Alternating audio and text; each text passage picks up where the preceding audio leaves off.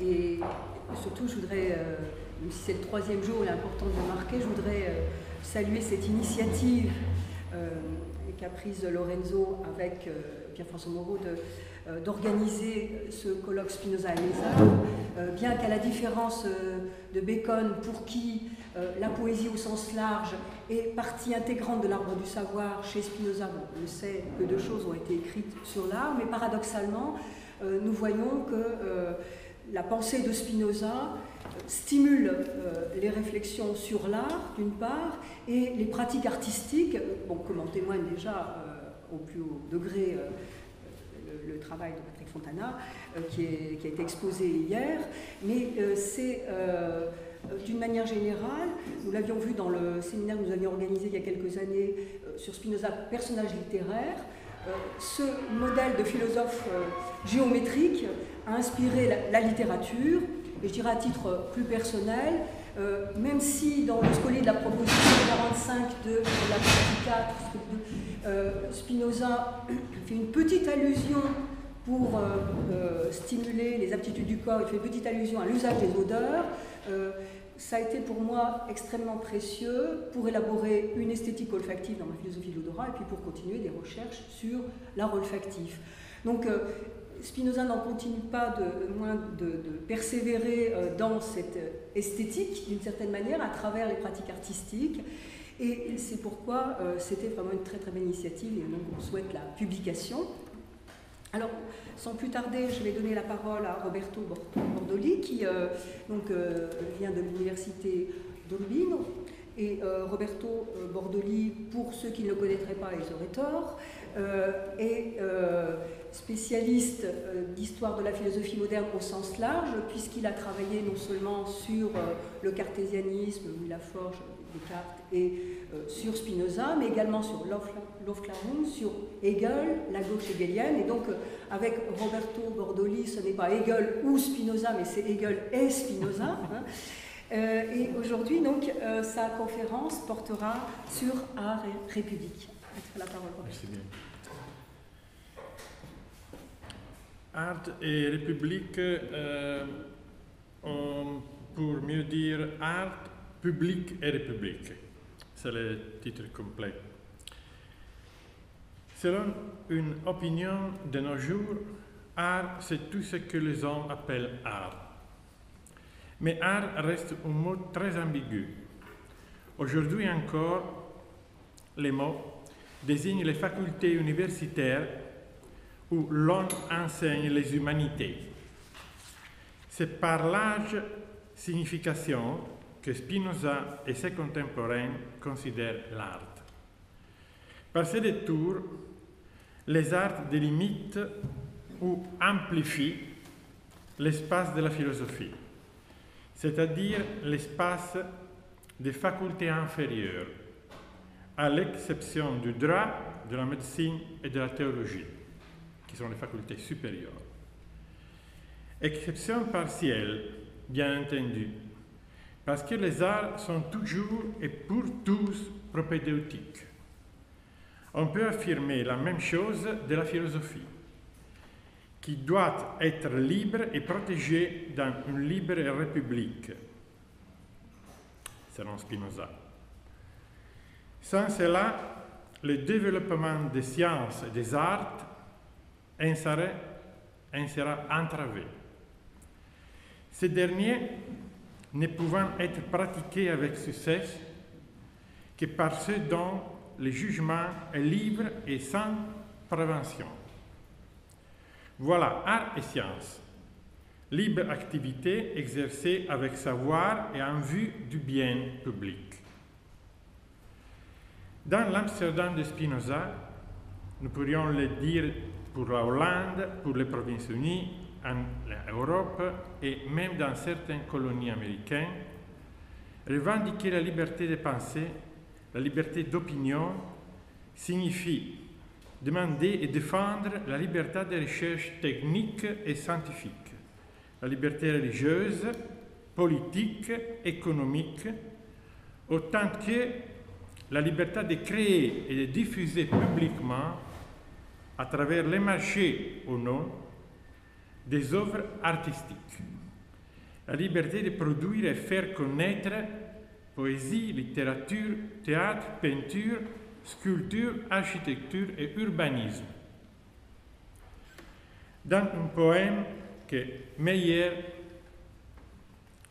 déjà nommé, écrit pour le 40e anniversaire de Baumeister, on célèbre la vocation universelle du savoir, qui est une caractéristique de l'espace humain et qui n'est pas aucun objet et aucune méthode pour apprendre sans répit et franchir n'importe quelle limite. La poésie est donc dédiée à son ami, à Baumeister, qu'un pamphlet de l'époque décrit comme un rebelle répugnant au centre d'un réseau d'impiété qui complote contre l'État, contre les églises, en publiant des œuvres comme la philosophie interprète de l'écriture et les traités théologico-politiques, attribués aux amis de Spinoza. Une ambiguïté qui se répète continuellement. Un autre témoignage anonyme mentionne deux associations qui reportent la devise d'Horace Nihil volentibus album. La première association est constituée par un cénacle de savants qui se voue à la philologie, à la littérature, au théâtre. La deuxième se consacre à la perverse diffusion de l'athéisme et de l'incroyance. Sauf que les membres de la première et de la seconde sont les mêmes, et comme chacun sait, amis de Spinoza. Un troisième document, dont l'inspiration fondamentale est anti-cartésienne, dénonce tous ceux qui se consacrent à la recherche des arts et des sciences dans le but de permettre aux ignorants de distinguer ce qui est vrai et ce qui est faux, ce qui est juste et ce qui est injuste. Brisant de cette manière le monopole sur le vrai et sur le bien, exercé par les théologiens et par les prêtres, par les universités et par les églises, mais aussi par les intérêts et les hiérarchies transmises par le Moyen Âge, présents dans la moderne aristocratie des armes et dans la relation entre gouvernement politique et prédication religieuse. Les idées et les gens mis sur les bancs des accusés sont toujours les mêmes, bien qu'ils soient très différents entre eux.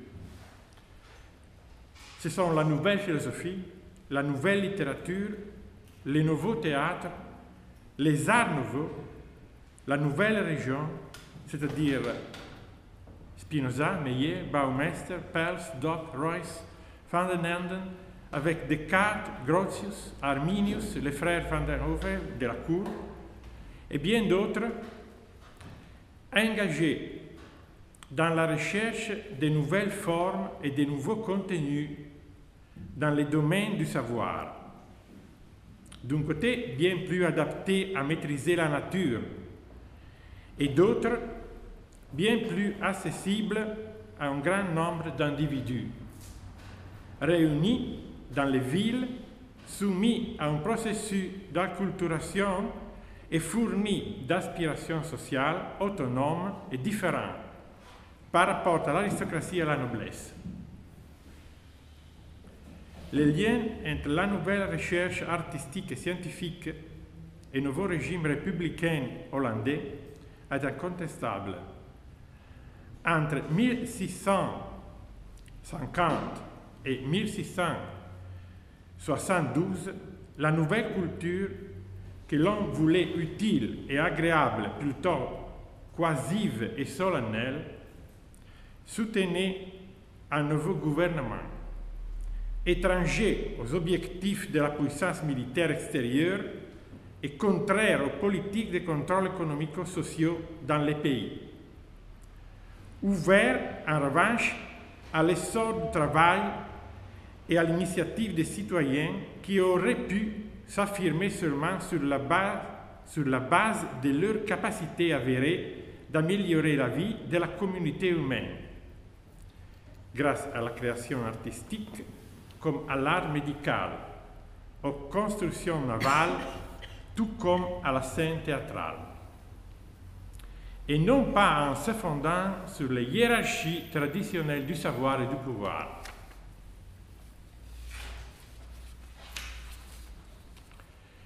Art et science en tant que forme de travail libre et le travail libre en tant qu'explication éthique de corps et d'esprit. C'est là le fondement de la République néerlandaise. C'est là le fondement du nouveau public et de la nouvelle culture qui, en la produisant, en fut le produit. La polémique contre l'anthropologie, la société et l'État, inspirée par un modèle autocratique et despotique, et l'essor d'une idée plus étendue et plus inclusive des sujets et des communautés, n'avance pas seulement vers l'Occident, vers où, il est bien connu, se sont dirigés de nombreux progrès de climat intellectuel en vigueur à l'époque à Amsterdam. Par exemple, dans l'œuvre attribuée à Franciscus van den Enden à propos d'une colonie dans l'État du Delaware. Mais il touche aussi l'Orient. Baumeister déclare son intérêt pour la philosophie orientale dans sa préface à la version néerlandaise à partir du latin du célèbre roman arabe de formation qui n'est pas exempt d'arguments avéroïstes publié par lui. L'Aï de Ibn Tufayl. Le livre relate l'histoire d'un jeune homme qui, insatisfait de sa vie et de ses connaissances, désire changer la première et accroître les secondes. Une histoire qui rappelle de près le début du discours de la méthode. Ainsi, il se consacre d'abord à la physique et à la médecine, puis à la philosophie, et enfin, il se dédie à la mystique et à la cognition intuitive de Dieu et de l'essence suprême. En conclusion, Aï, le protagoniste, se rend compte que la connaissance scientifique et philosophique mène au même but que le savoir initiatique des soufis. Dieu en tant que vérité de la nature. D'après cette exposition concise du contenu du roman, on constate quel pouvait être le motif d'intérêt pour Baumeister et pour ses amis de l'association Nihil Volentibus Adum. Foncièrement, ce que Spinoza résume en répondant à une lettre de son ami, la recherche de la méthode au moyen de laquelle nous pouvons aborder les cognitions les plus élevées de manière agréable et sans aucun obstacle, entrave. Cette œuvre nous offre différents motifs pour une telle réflexion. Avant tout, elle met au centre l'individu qui, avec ses propres moyens, se mesure avec un véritable itinerarium mentis in Deum, itinéraire de l'esprit vers Dieu, sans se servir de révélations ni d'autorité, mais seulement de connaissances et de pratiques corporelles et mentales.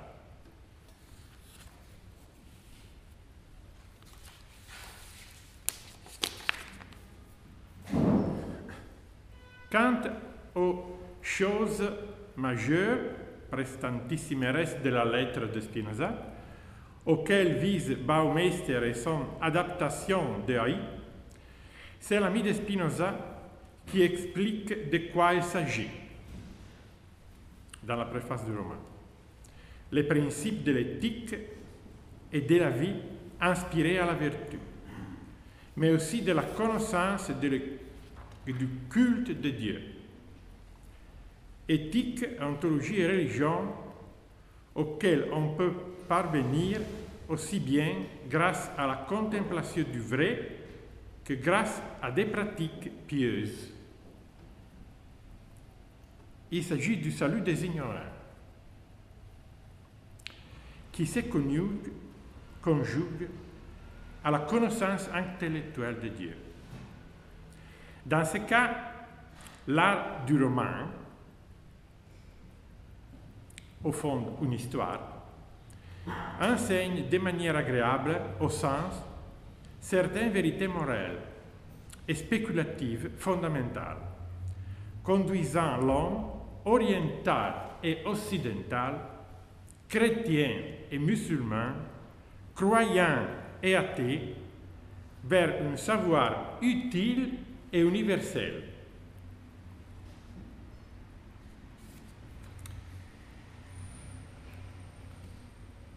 Lors de la séance du 30 décembre 1670, à la Nil Volentibus Ardum, 18 mois avant le renversement de la République sous l'action du parti des Statuder, le parti orangiste, anti-républicain, tout en discutant de la fin de la dramaturgie, Baumeister trace les portraits de ceux qui, à la fois, constituent les spectateurs du théâtre moderne, et les acteurs d'une libre république. Le dramaturge doit susciter, après des spectateurs et après des acteurs, les spectateurs du théâtre et les acteurs des États, les citoyens, les passions relatives à ce qui arrive aux autres, à condition que l'on puisse les rapporter à ces deux passions principales, la joie et la tristesse. Mais surtout, les poètes, les dramaturges, doivent tenir compte de l'époque au cours de laquelle ces ouvrages sont représentés et de la forme de gouvernement sous laquelle il vit. Par exemple, dans un régime monarchique, il est dangereux de mettre en scène tout ce qui peut alimenter dans le public l'amour pour la liberté. Ce qui n'arrive pas dans une libre république, où l'artiste doit contribuer, selon Baumeister, à l'élévation générale.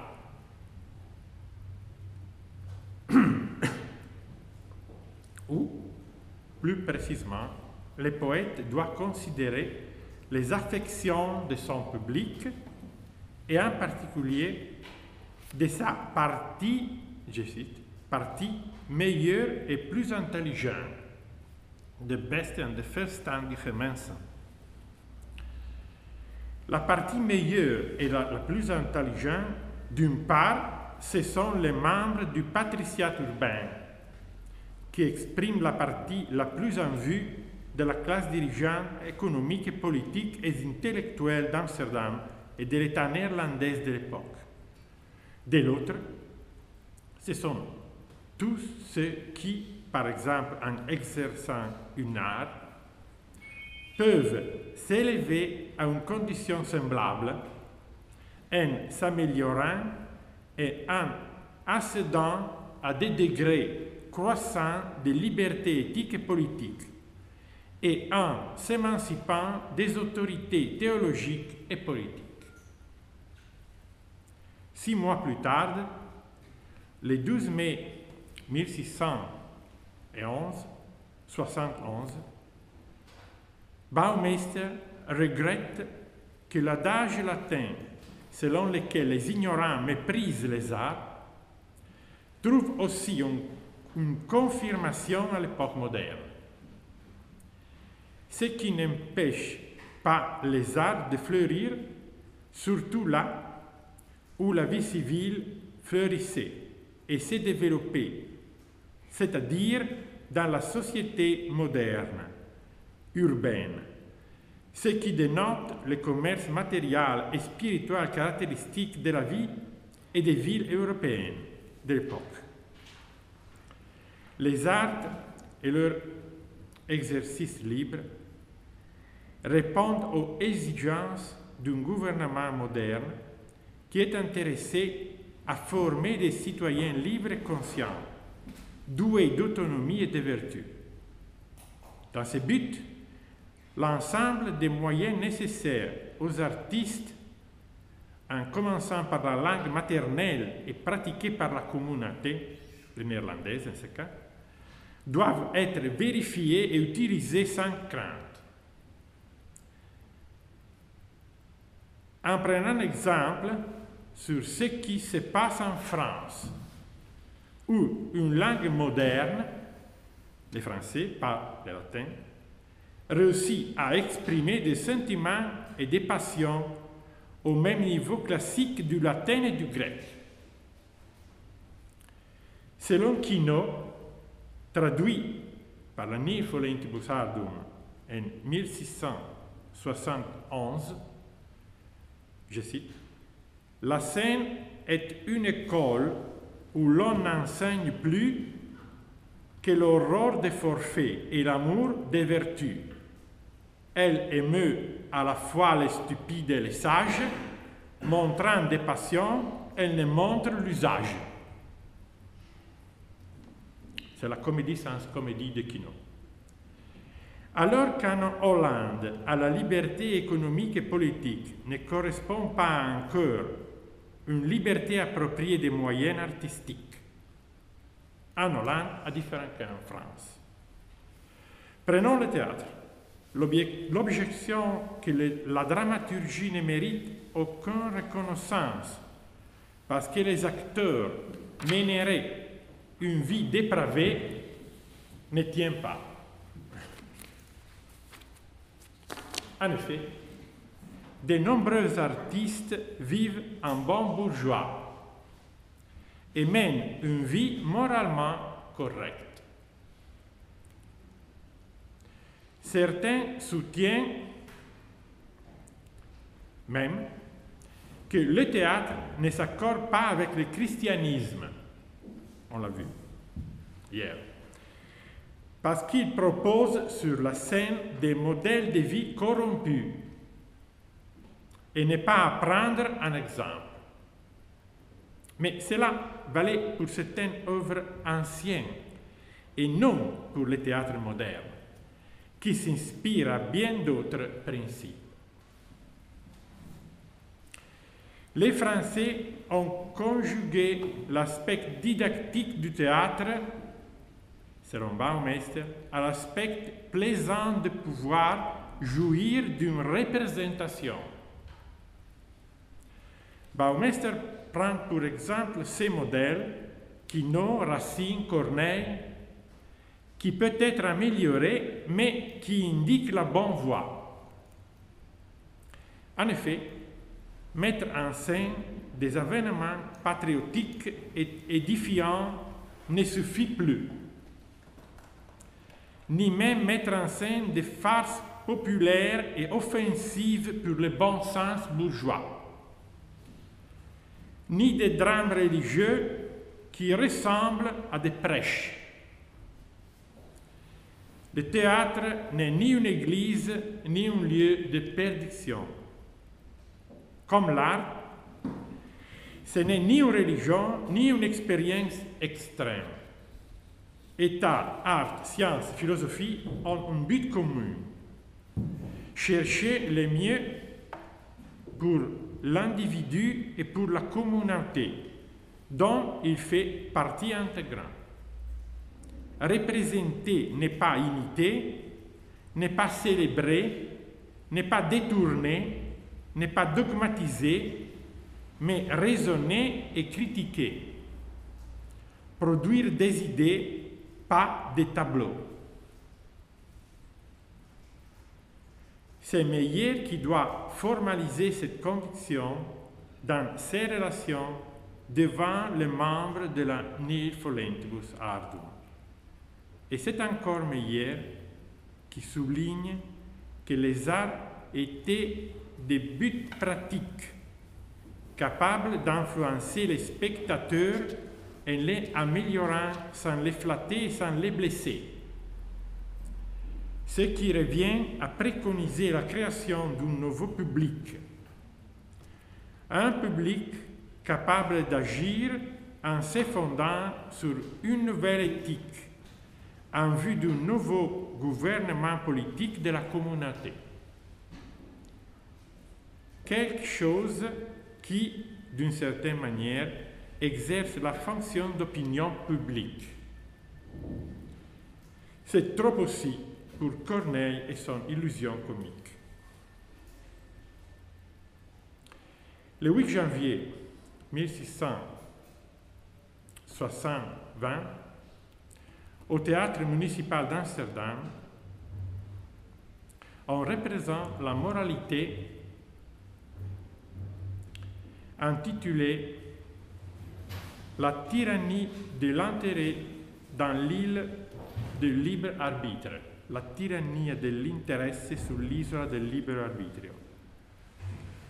La pièce avait été publiée l'année précédente après qu'Andreas Peels avait travaillé à la traduction néerlandaise de l'original italien.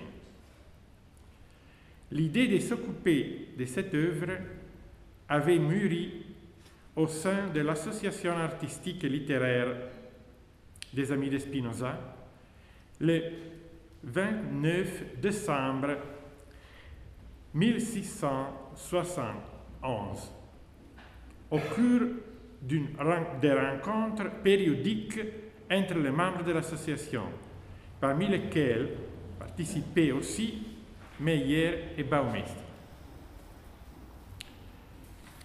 L'édition italienne était apparue en 1653.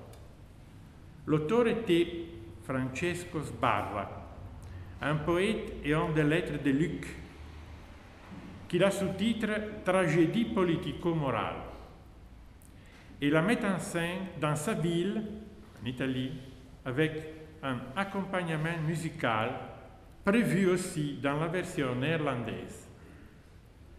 Le but de Sbarra est d'apporter plus d'avantages que de plaisirs. Avantage moral. Il explique que l'histoire a pour finalité de montrer d'abord comme la vie s'écoule heureuse sur l'île des libres arbitres, sous le gouvernement d'intelligence et vertu. Exactement comme cela arrive, affirme, non sans ironie, dans la plupart des règnes d'Europe. Il représente ensuite ce qui arriverait si malheureusement, si intérêt prenait les pouvoirs, rendant esclave volonté, si intelligence et vertu étaient tuées et si hypocrisie commandait. Les personnages sont tous allégoriques et ils représentent le bien ou le mal. Le bien, vertu, bien public, sincérité. Le mal, malice, duperie, vice, flatterie. La pièce prévoit aussi une intrigue réaliste, secondaire, comme le mariage entre intelligence, qui devient le roi de l'île, et vertu, la sœur de volonté. Intérêt s'insinue à la cour avec l'aide de ses conseillers. Il tue intelligence et vertu pour se marier ensuite avec volonté et s'emparer du règne. La morale finale reporte: bien fou qui croit trouver dans l'intérêt amour et foi. La tragédie de Sbarra possède un incontestable sens anti-tyrannique et anti-monarchique. La ville de Lucques vantait déjà au Moyen Âge une solide tradition républicaine qui se prolonge avec de brèves interruptions jusqu'à l'époque napoléonienne. C'est pourquoi, avec Venise, elle attirait l'attention des républicains néerlandais. La version de Pels suit de près celle de Sbarra, même si on relève certaines variantes. Là où la traduction de Pell cherche à tempérer le souffle moral et moralisant de l'original. Dans la création artistique, selon l'association d'Amsterdam, avantage et plaisir, prodesse et délectare, doivent s'équilibrer. La première représentation de la pièce à Amsterdam remporte un vif succès, au point qu'il n'y a eu beaucoup d'autres jusqu'à la fin du XVIIIe siècle. Et il en sera de même pour les rééditions en volume. Dans certaines de celles-ci, remontant à la première décennie du XVIIe siècle, on fournit une clé de lecture historico-politique pour interpréter le sens allégorique des personnages, une clé qui possède une vraisemblance considérable. Tout en tenant compte de cet aspect, les spectateurs pouvaient lire la moralité au moins sur 3 plans. Avant tout, ils pouvaient en apprendre l'enseignement éthique selon lequel l'homme qui ne suit pas raison et vertu aboutit au vice et au mal. Deuxièmement, sur le plan politique, l'intrigue assure que les gouvernants qui ne font pas leur action sur le bien commun des citoyens rendent ces derniers malheureux. Et enfin, en appliquant la leçon éthico-politique à la situation historique néerlandaise, en particulier aux événements de 1672,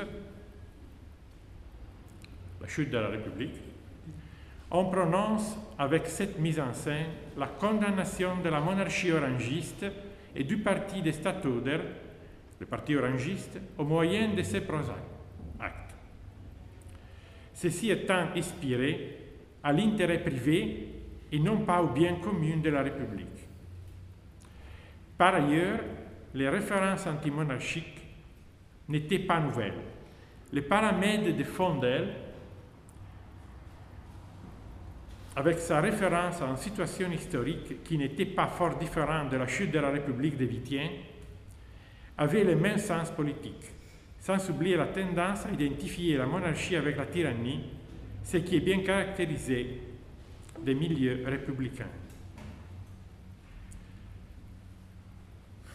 La description allégorique des personnages fournie dans l'édition de 1679 et surtout dans celle de 1705 et 1706 sont éloquentes et elles sont bien illustrées par les frontispices de l'édition de 1705. C'est ça. La scène est divisée en 2 parties, une en haut et une en bas. La moitié supérieure est dominée par le roi enterré, qui est assis sur son trône entouré par 5 courtisans. La partie inférieure représente les victimes du coup d'État grâce auquel le nouveau roi s'est installé avec vice, qui les humilie impitoyablement et triomphalement.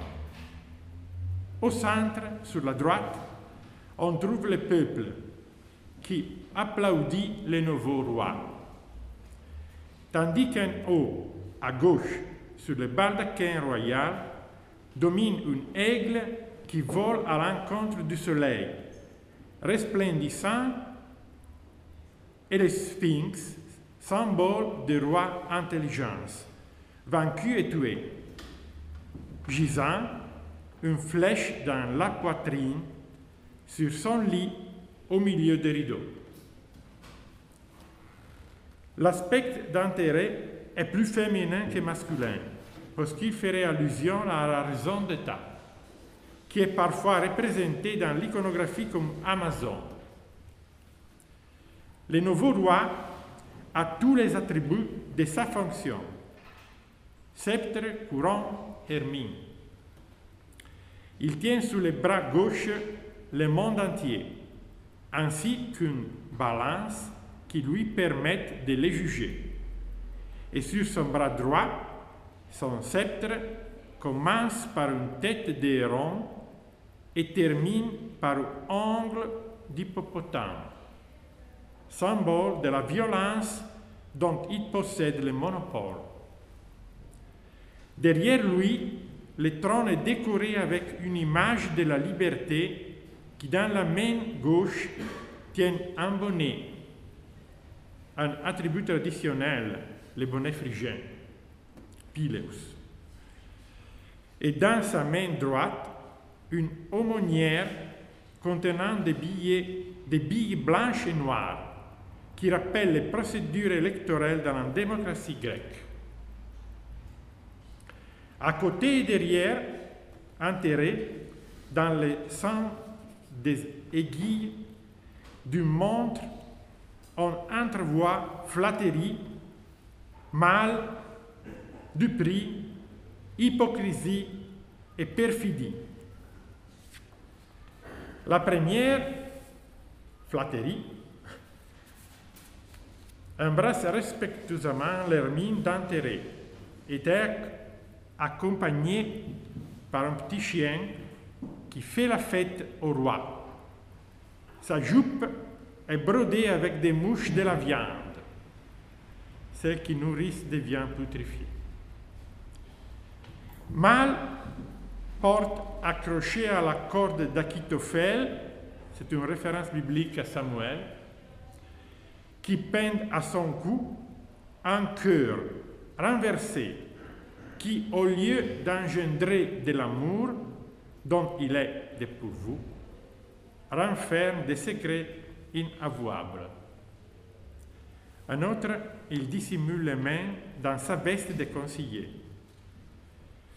Dupri, aux fraudes, couvre son visage avec un masque et tient en main un soufflet, au moyen duquel il éloigne la vérité.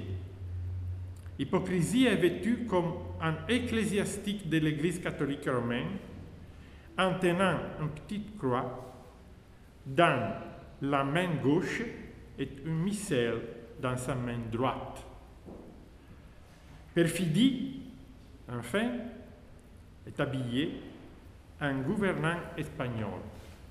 Et sur sa jupe se trouvent des serpents qui symbolisent les astuces de la politique.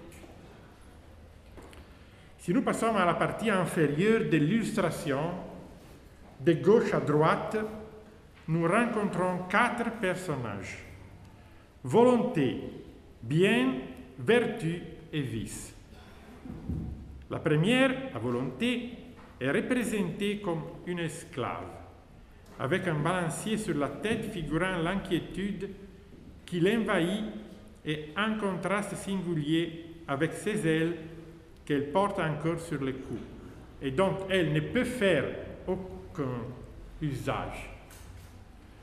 Bien, j'y mors au pied du trône et perd encore du sang, et son cœur, tandis que vertu, l'épouse d'intelligence, elle aussi défend, gît sur une canapé, posée sur la peau d'un lion, avec à ses côtés une massue, une allusion à Hercule, héros de la mythologie grecque, ainsi que à sa force et à sa fermeté.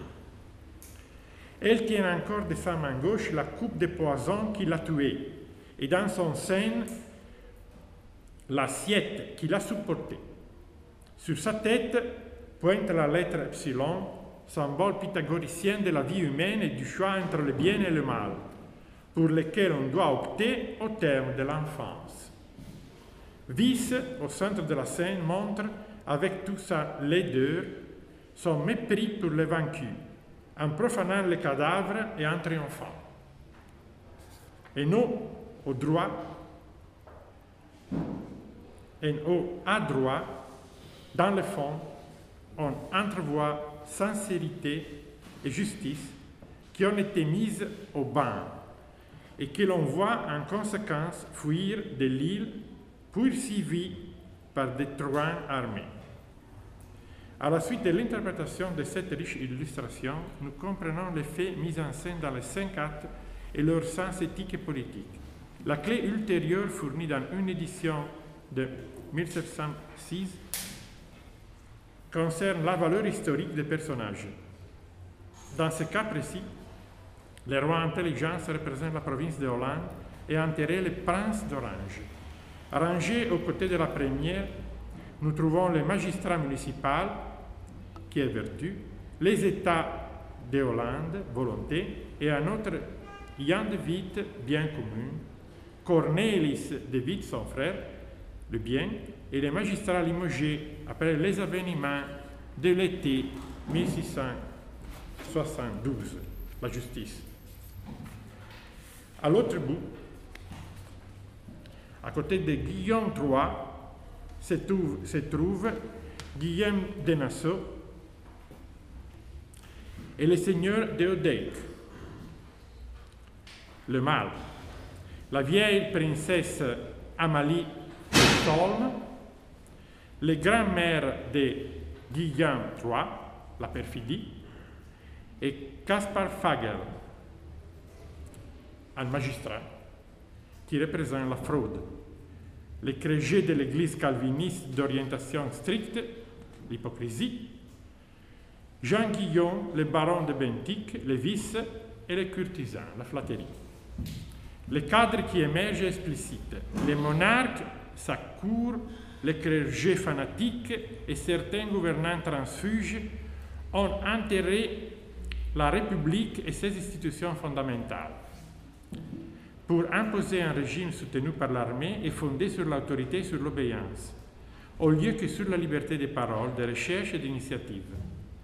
Égarement moral et dégénération politique se rencontrent pour un égal mépris de la liberté individuelle et de la paix interne et externe. L'art, le théâtre, connaît et raisonne. De cette façon, il juge et condamne, sans rire et sans pleurer, mais sans appel. Au meilleur, aux intellectuels et aux libres, en tirer des conclusions. Mon conclusion. D'un côté, la religion, en tant que foi historique, n'est plus en mesure de conduire tous les hommes au salut. De l'autre, les nouveaux savoirs et les nouvelles pratiques fournissent de nouvelles formes de connaissances et de contrôle des données, et en même temps tracent de nouvelles voies pour le contentement de l'humanité. Le public des arts et des sciences, de la philosophie, est le même candidat appelé à devenir citoyen de la libre République. Et il vit de mêmes contradictions. Le monde féodal est fini, en Hollande il n'a jamais vu le jour, mais la société industrielle vient de naître, de sorte que les lexiques humanistes et de la Renaissance, que l'on avait déjà réadaptés quand on dut récupérer l'Antiquité comme modèle d'une raison non seulement fonctionnelle, est maintenant utilisé comme métaphore de l'unité de l'homme et de la multiforme praxis face à l'unité de ses sujets, de la nature et de ses produits. Il importe peu qu'il s'agisse de philosophie, d'art, de science, de vraie religion, de libre république ou de vraie philosophie. Les dieux des églises, le Dieu de la foi, ne sauve plus, mais l'unité de l'humanité et la transparence de sa praxis est un résultat encore bien lointain. Dans cet ample et conflictuel espace de construction du moderne, libre opinion, public moderne, moderne république, reste l'activité du sujet qui s'exerce au sein d'une communauté d'égaux et en quelque mesure des élus. Une activité peu importe laquelle, mais libre et susceptible de reconnaissance de la part des meilleurs. Tout ce qui est excellent est aussi difficile que rare, mais pour cela même, quoique pour peu de gens et pour peu de temps, est salutaire. Merci.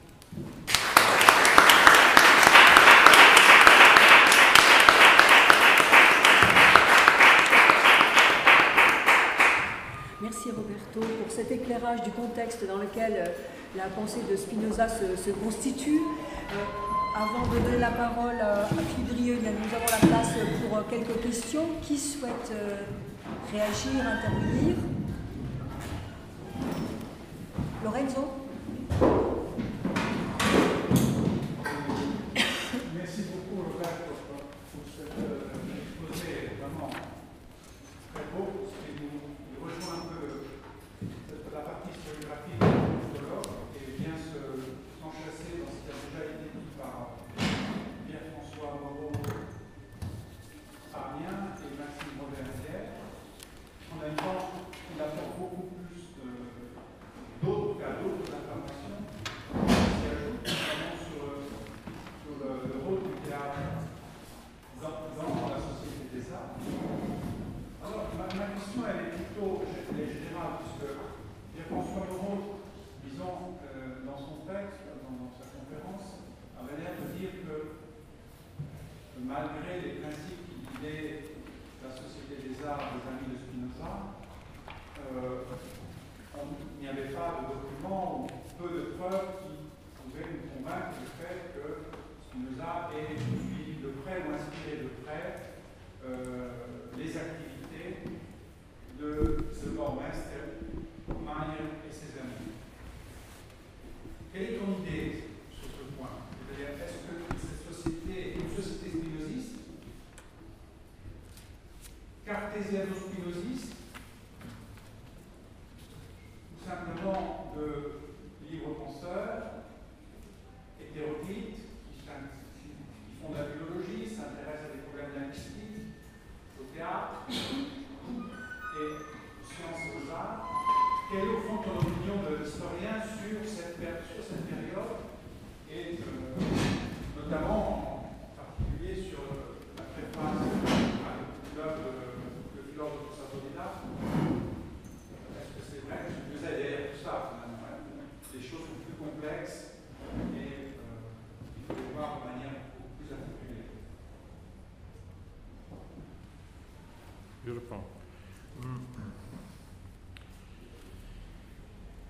Je pense que la signification de art, je le dis, est différente pour le XVIIIe, le XVIIe siècle et pour nous. En ce sens, art, c'est l'activité. C'est l'activité d'étude, de raison, l'activité artistique, le théâtre. C'est en plusieurs séries d'activités qui ont un sens, qui ont une direction, qui ont un objectif.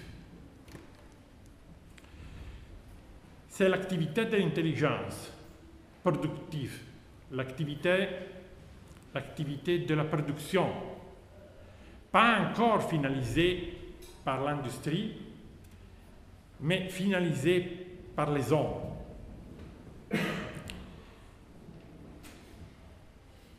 Dans ce point de vue, je pense que la connaissance, c'est la même chose pour un dramaturge et pour un philosophe. Et toutes les connaissances sont quelque chose de semblable à ce que Descartes appelle la méthode universelle. la connaissance universelle. En bref, des règles, des principes qui orientent l'activité des hommes, partout.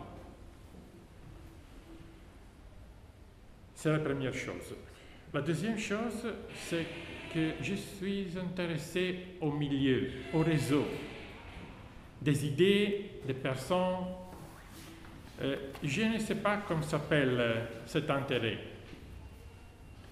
Je préfère étudier, je trouve plus satisfaction dans l'étude de la reconstruction des milieux intellectuels et pratiques. Les personnes sont importantes. Spinoza, c'est un grand philosophe. Hegel, un grand philosophe. Marx, etc. Mais mon intérêt est concentré pour les réseaux entre lesquels ces personnes, leurs amis, leurs correspondants, les voyageurs du temps, les citoyens de la cité, de l'État, etc., vivent et travaillent. C'est mon intérêt principal. Les problèmes de nommer un auteur, un philosophe cartésien ou spinozien, pour moi, ce n'est pas important. C'est secondaire.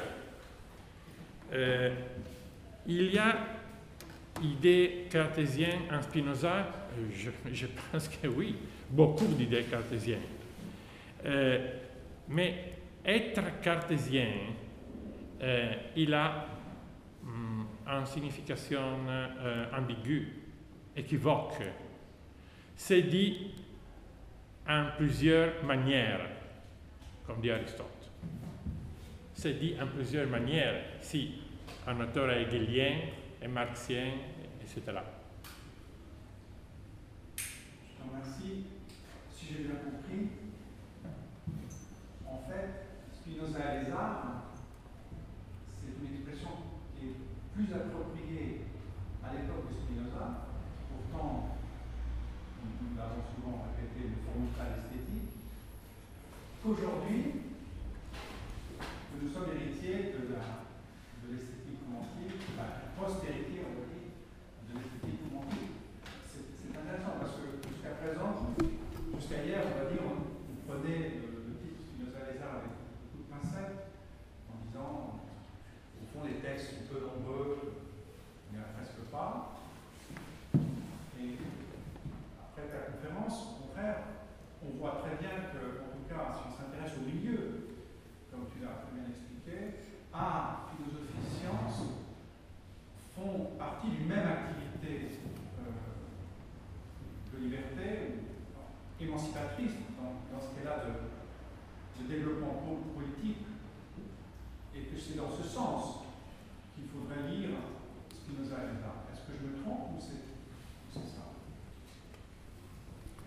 Oui, oui, c'est bon.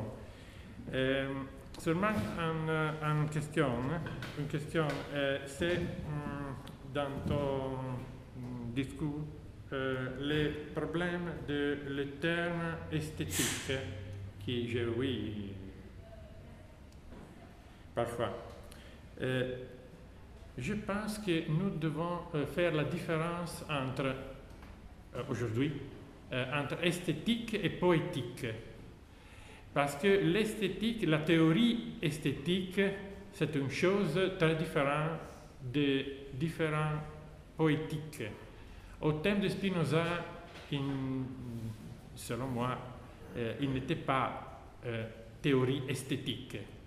La théorie esthétique des arts est du XVIIIe siècle vers la fin, et encore l'esthétique contemporaine, c'est une réflexion récente du XXe siècle, je pense. Les différences sont importantes parce que les poétiques sont des réflexions à l'intérieur des arts sur les moyens des arts et les finalités des arts particuliers.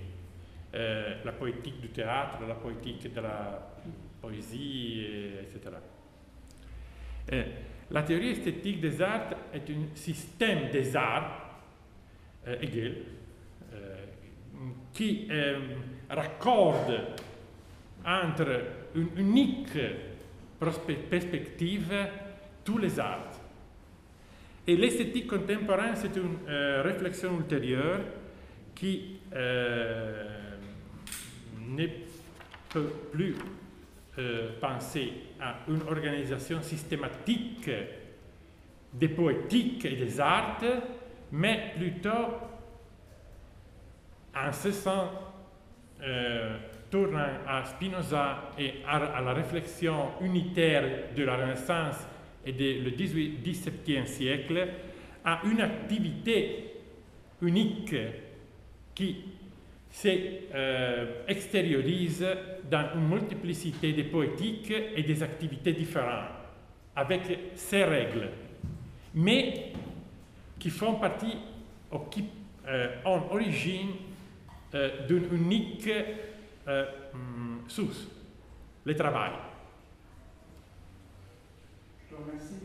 J'ajoute un mot, puisque c'est donc je retiens de ce que tu dis qu'au fond, dans une philosophie d'activité au sens spinoziste du terme, il faut tenir en compte les pratiques artistiques dans le sens que tu l'as précisé. C'est d'ailleurs un des sens qu'on avait traversé en partie, en tout cas, en écoutant l'exposé d'Alonso Magna à travers Deleuze, qui précisément semble revenir à ces pratiques que tu as. Donc il y a là peut-être un pont par-delà les époques. Autre question, Laurent? Oui, je pensais, c'est une réflexion que je soulignais Roberto, mais disons, ces pratiques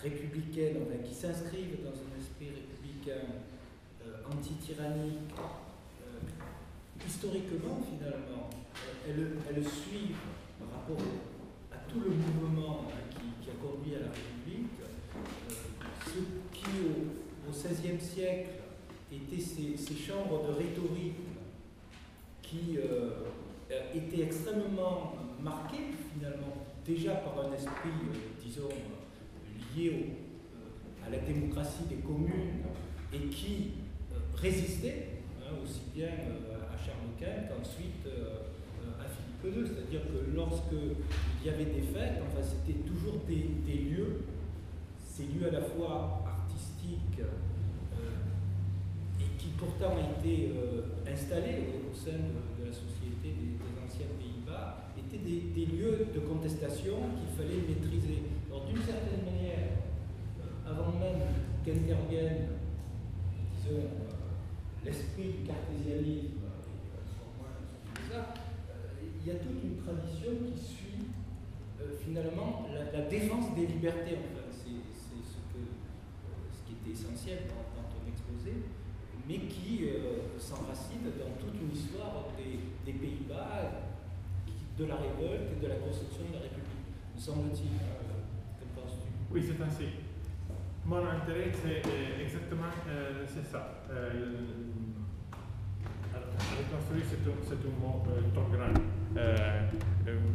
Individuer des lieux, des voies, des lieux de contestation de la culture et de la politique, et les points où ces lieux se trouvent. La culture, la politique, la poétique, la philosophie, etc. Parce que les personnes s'encontrent. Nous avons parlé de Deleuze, les rencontres, la logique de les rencontres, mais s'encontrent les idées et s'encontrent les ouvrages des personnes. Nous pouvons aussi utiliser avec toi le terme de tradition, au plural, des traditions. C'est plus lourd mais il est bon. Les traditions se contaminent. Et c'est le problème de la société Ni volentibus ardum, la nature européenne de la réflexion de cette société, qui est très intéressée à la France, surtout, à l'Italie, un peu, etc., à l'Angleterre, en mesure mineure. C'est curieux que les historiens de la littérature néerlandaise, les historiens néerlandaises de la littérature néerlandaise, n'ont pas écrit nul sur la société de Meyer jusqu'à il y a 30 ans. Parce que le nationalisme du 19e et du 20e siècle dans la culture a fait oublier le travail de cette association qui a été inculpée d'être philo-français.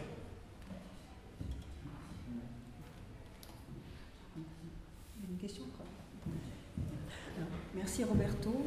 Donc, je vais donner tout de suite la parole à Philippe Drieux. Donc, Philippe est professeur agrégé en lycée dans l'Académie de Rouen et il est chargé de cours à l'Université de Rouen. Et il a soutenu une thèse de doctorat il y a déjà quelques années qui va être prochainement publiée au Classique Garnier. Donc, Perception et sociabilité, la communication des passions chez Descartes et Spinoza. Et aujourd'hui, toujours dans cette veine de la sociabilité, Philippe va s'interroger sur la question de savoir s'il y a une construction sociale du beau. À toi la parole. Merci beaucoup Chantal de me donner la parole. Merci à Lorenzo et à Pierre-François Moreau d'avoir pensé à m'inviter pour ce colloque qui porte sur Spinoza et les arts. Et comme il a été dit par Pierre-François et par Lorenzo à l'instant qu'il n'y a pas d'esthétique chez Spinoza, et que peut-être même l'objet esthétique et polysémique, il se dit de plusieurs manières. Je vais essayer de m'évertuer et de dire le contraire pour l'intérêt de la discussion. Donc je vais essayer de voir qu'il y a peut-être finalement une critique du beau, malgré tout, chez Spinoza, qui peut-être est un sens aussi de la notion d'esthétique. Donc selon l'appendice à la première partie de l'éthique, la beauté et la laideur, pulchritudo deformitas, sont comme le chaud et le froid. Ce sont des modes de l'imagination, des propriétés de notre perception des choses, que leur nom fait passer pour des réalités hors de nous. L'illusion nominaliste fait passer la beauté et la laideur pour des qualités réelles, et même pour les principaux attributs des choses, dès lors qu'il s'agit d'expliquer la nature par le dessein de Dieu. Le beau désigne donc autant un certain usage du langage qu'une propriété précise de l'image perçue. Il conjugue l'ambiguïté de la signification à la subjectivité de l'expérience, tout en permettant son hypostase. Le beau désignerait donc une dimension purement idiosyncratique de l'expérience, dont la communication reposerait finalement sur les ambiguïtés, voire les malentendus du langage, et dont la réalisation objective serait une pure supercherie. Mais chez Spinoza, l'imagination n'est pas seulement l'occasion de l'erreur. On l'a déjà dit hier. Elle est aussi en elle-même un effet positif de la nature qui engage non seulement le corps individuel, mais le rapport des corps humains entre eux. Son fonctionnement, quoique occasion de l'erreur, mérite toute notre attention, non seulement parce que c'est instructif, mais précisément parce que ce fonctionnement est l'objet d'une forme spécifique de beauté, comme apparemment il a déjà été noté dans les journées précédentes. Je cite Éthique 457 Scoli, « Car je considère les affects humains et leurs propriétés comme les autres choses naturelles, et les affects humains, à coup sûr, n'indiquent pas moins la puissance et l'art, sinon de l'homme, du moins de la nature, l'indiquent autant, sinon plus, que bien d'autres choses que nous admirons, et dont la contemplation nous délecte. » On a donc affaire ici à une autre définition de la beauté, manifestement. Comment comprendre que Spinoza puisse ainsi passer d'une thèse hypercritique qui déréalise le beau dans un premier temps, à une thèse qui paraît hyper réaliste et qui attribue la beauté à la puissance ou à l'art de la nature. D'autant que le problème s'accuse, puisque c'est précisément ce qui permet d'expliquer la diversité des jugements, et donc la relativité du beau ordinaire, qui fait l'objet de cette satisfaction esthétique de second degré, à savoir les lois naturelles des affaires. Alors, pour essayer de s'expliquer ces aspects, je vais mener cet examen en commençant avec la lettre 54 à Boxel. Je vais circuler un passage sur lequel je vais m'appuyer, qui montre bien en quoi la beauté relève d'abord d'un fantasme projeté sur les choses. Puis je m'appuierai sur l'analyse sémantique de la perfection menée par Spinoza au début de la préface d'Éthique 4, auquel conduit finalement la lecture de la lettre 54 à Boxel. Et enfin, sur les scolies de la quatrième partie de l'éthique, 45 et 57, dont il a été déjà abondamment question dans les discussions précédentes. Ces derniers me semblent indiquer, pour moi, me semblent expliquer ce qu'on pourrait appeler la contre-esthétique de l'homme abject, qui fait elle-même l'objet de ce jugement esthétique énoncé plus haut. Donc je m'appuierai sur les traductions, enfin je citerai les textes de l'éthique dans la traduction Potrard, et la correspondance le plus souvent dans la traduction de Maxime Roland. Donc, premier point, la lettre 54. Donc il s'arrête, Spinoza, sur la question de la beauté dans cette lettre, dans un passage où on voit bien que son point de vue sur le beau est en train de changer, mais pas celui de l'appendice, puisque la question de savoir si les spectres, les visions, les imaginations, si les imaginations existent vraiment, n'est pas quelque chose qu'il faut négliger. Je cite, « Pour ma part, je retiens de ta lettre, dit Spinoza, quelque chose de plus important, car je considère que non seulement les choses vraies, mais aussi les sottises et les imaginations peuvent m'être d'un certain usage. » Alors de fait, le premier argument de Boxel en faveur des spectres est que leur existence contribue à la beauté et à la perfection de l'univers. Spinoza répond à cette idée sans surprise que la beauté, mon ami, comme vous avez le texte sous les yeux, n'est pas tant une qualité de l'objet considéré, que son effet chez celui qui le considère. C'est d'abord un effet de perspective, ou plutôt de longueur de vue, comme il est dit. Je cite, « Si notre vue était plus longue ou plus courte, si notre constitution, tempérament, le terme qui est utilisé est tempérament, si notre tempérament était autre, les choses qui nous semblent belles aujourd'hui nous paraîtraient laides, celles qui semblent aujourd'hui laides nous sembleraient belles, la plus belle des mains, considérée au microscope, aurait un aspect terrible, abominable. Certaines choses vues de loin sont belles et considérées de près sont laides. » Donc ici, il semble que la beauté ne tienne pas à grand-chose, c'est une affaire de distance focale. Il faut choisir le bon dispositif dioptrique pour que la vision de l'objet puisse produire en nous la bonne image, celle qui pourra susciter l'agrément. Si ce dispositif est changé par un instrument, par exemple, tout le charme de la vision se disperse et s'évanouit. L'usage du microscope, qui nous aide pourtant à mieux voir, désenchante le regard et annule la beauté, car de fait, la beauté, c'est d'abord cet enchantement du regard et non de la chose. Sa composante essentielle est celle de l'appétit, c'est bien celle de l'appétit avec lequel nous nous portons vers les choses perçues. Qui dit que Dieu a créé le monde, je cite, pour qu'il soit beau, doit nécessairement soutenir l'une ou l'autre de ces positions. Soit Dieu a adapté le monde à l'appétit et aux yeux des hommes, soit il a adapté l'appétit et les yeux des hommes au monde. La beauté est un alignement opportun entre l'objet, la vue et le désir. Car la vue porte un appétit, et notre regard tient à notre tempérament. La disposition particulière du corps, tempérament ici, terme cartésien, est rappelée en ce qu'elle constitue un élément essentiel de notre génie propre. Celui-ci inscrit le regard dans l'imagination, ce que disait aussi déjà Descartes, le Descartes du traité de l'homme. Celui-ci inscrit le regard dans l'imagination et fait communiquer ce regard avec ce qu'on pourrait appeler son bestiaire fantastique. Je cite encore la lettre. Qu'est-ce qui contribue le plus à l'ornement et à la perfection du monde? L'existence de spectres, ou celle de toutes sortes de monstres comme les centaures, les hydres, les harpies, les satyres, les griffons, les argus et bien d'autres sottises de ce genre.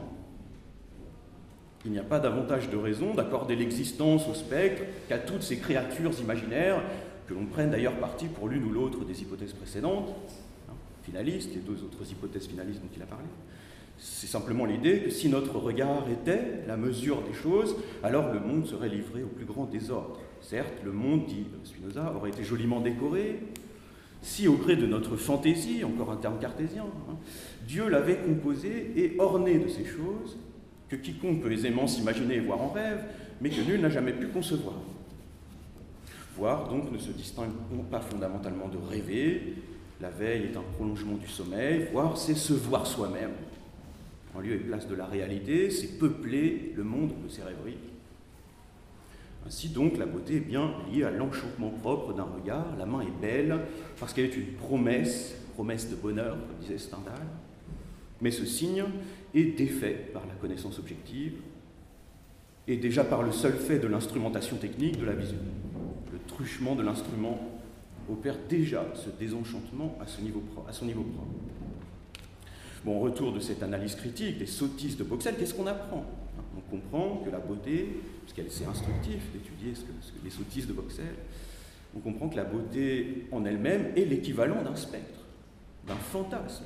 Elle est la projection dans la chose de ce que l'on veut y voir. Ce n'est pas tant le fantôme qui devrait exister parce qu'il contribuerait à la beauté de l'univers ou à sa perfection, que le beau lui-même qui est un objet purement fantasmatique. Mais il me semble qu'on aurait tort de penser que cette projection artiste de notre imaginaire ou de notre génie propre dans les choses serait une simple affaire personnelle, et que le bestiaire en question ne devrait rien à l'existence sociale des hommes. Le simple nom de toutes ces créatures héritées de l'histoire le prouve. Et on peut mieux comprendre cette dimension sociale à partir de la suggestion qui est faite dans le même passage de la lettre, qui incite à considérer ensemble la beauté et la perfection. Quant à la perfection et l'imperfection, dit Spinoza, ce sont des dénominations, des effets de langage, qui ne diffèrent guère de celles de la beauté et de la laideur. Donc ce rapprochement des dénominations, de beauté et de perfection, qu'autorise Spinoza en 1674, permet de s'appuyer sur la préface de la 4e partie pour essayer de déterminer les opérations de l'imagination dans la perception de la beauté. La perfection, donc, dans ce passage de la préface de la 4e partie, est d'abord désigne un point de vue sur l'œuvre accomplie. Qui a décidé de faire une certaine chose et l'a faite jusqu'à son terme. Ce n'est pas seulement lui-même qui dira que la chose est parfaite, mais également quiconque sait correctement, recte, ou croit savoir ce qu'avait en tête l'auteur de cette œuvre et quel était son but. Donc la perfection d'une œuvre est un jugement que l'on prononce relativement à son achèvement, l'achèvement de l'œuvre, à la réalisation complète du plan que l'auteur ou l'ouvrier, ou pificis, là, s'est fixé. Et dans un premier temps, telle semble avoir été la première signification de ce vocable, dit Spinoza, dans un premier temps, le point de vue de celui qui fait semble devoir prévaloir. Mais dans un second temps, chacun ayant forgé sa propre idée générale de maison, comme il dit, puisque c'est l'exemple qu'il prend, idée générale de maison qu'il prend pour modèle et détermine relativement à ses préférences propres, la perfection devient ce qui convient avec l'idée universelle qu'il avait formée de la même chose, et au contraire, l'imperfection, c'est ce qu'il voyait convenir, moins avec son concept du modèle, quoique de l'avis de l'ouvrier, ce fut tout à fait achevé. Donc ici, le point de vue du spectateur prévaut sur celui de l'artisan. La chose est parfaite, non parce qu'elle répond au plan de son auteur, mais parce qu'elle se conforme aux priorités de celui qui l'observe. Le point de vue de l'observateur, on pourrait dire du critique peut-être, a finalement imposé son point de vue dans l'histoire de la signification de la perfection. Or, cette histoire n'a rien de contingent. Elle est un effet structurel de la légalité des passions. Ce n'est pas juste un relevé historique que fait ici Spinoza. Elle renvoie directement à la logique de l'imitation des affects, dont elle est, à mon sens, une application immédiate. Alors, il n'y a peut-être pas lieu de décrire cette logique à nouveau dans son ensemble, et peut-être qu'il me sera permis de m'appuyer directement sur ces résultats. De fait, les résultats de cette théorie, c'est quoi? C'est de dire que ce qui tend à prévaloir, finalement, dans la relation intersubjective entre l'artiste et son critique, c'est une situation de concurrence pour obtenir la position du prescripteur. Même si le critique écoute d'abord l'artiste, il semble avoir à se mettre dans sa tête ou à entrer dans ses pensées, il tend à terme à ce que tout le monde écoute lui, le critique. De façon générale, la théorie de l'imitation des affects montre qu'il faut que je puisse me contempler toujours moi-même comme la cause de la joie des autres, sans pour autant changer mes propres dispositions à juger. Telle est la situation la plus avantageuse dans l'économie affective, que chacun recherche et que chacun conteste. Chacun donc tend à imposer son propre critère de jugement à l'autre. Et, comme dit Spinoza, chacun s'y efforçant en même temps, cela institue ici, pour notre objet propre, cela institue nécessairement le beau comme un champ de bataille sémantique. Cette évolution inévitable, inscrite dans la loi d'imitation affective, a pour première victime la signification originaire de la perfection, qui privilégiait l'intention de l'artiste et sa conception propre de l'utilité qu'il cherchait à produire pour lui-même et pour les autres. Celui-ci se trouve en quelque sorte dépossédé de sa légitimité de prescripteur, de sa possibilité de déterminer lui-même quand il a achevé son œuvre. Le pôle prescripteur est passé du côté de l'attente du critique. Alors on peut peut-être le déplorer, on peut considérer ce phénomène comme une trahison, mais la vérité, c'est plutôt que le point de départ dont on était parti, c'est-à-dire le point de vue de l'ouvrier, est plutôt un point de départ fictif, et qu'il n'y a pas de point de vue originairement individuel sur la beauté, et qu'elle est en elle-même depuis toujours l'objet d'une transaction sociale.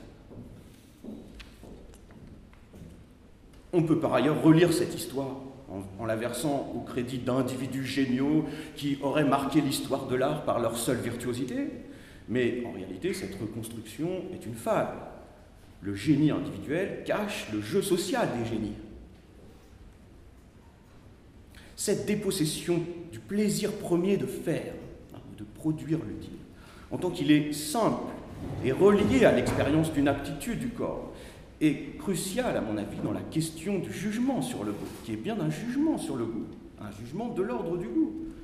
Le jeu social s'empare du produit réalisé, le rapporte à ses propres attentes, efface l'expérience de l'aptitude de l'auteur à parachever sa production de l'utile. Alors ce phénomène désindividualise le plaisir esthétique au profit de gratification sociale. Mais il risque en même temps de lui faire perdre son ancrage dans l'opération individuelle de production de l'utile, justement. L'opération individuelle est libre de toute norme préétablie, même si elle peut apparaître comme une fiction théorique, puisque c'est un petit peu ce que j'ai essayé de montrer, au moins historiquement, comme on a pu l'indiquer. Ça reste malgré tout le point de départ et la matière même de la satisfaction esthétique. Si au contraire, ce qu'on pourrait appeler la forme du beau est déterminée par le régime social de circulation des gratifications, alors une opposition interne devient possible entre ces deux déterminations et l'expérience même du beau tend à devenir problématique. Il n'est pas impossible, en effet, de poser comme norme du beau ce qui est contraire à la matière même de la beauté, à savoir la joie de l'utile. Dès lors que le beau désigne davantage un rapport entre les hommes qu'un rapport aux choses, non plus la congruence entre des corps, mais la conformité à une attente, un dévoiement est possible et même prévisible. Il est loin d'être impossible, en effet, que la norme du goût soit imposée socialement par le caractère de l'envieux superstitieux, qui est le point de visée, finalement, l'objectif pour Spinoza, dans la mesure où ce caractère, le caractère de l'envieux superstitieux, est une conséquence ultime de la logique de l'imitation affective. Et du coup, je peux revenir sur les scolies de la quatrième partie.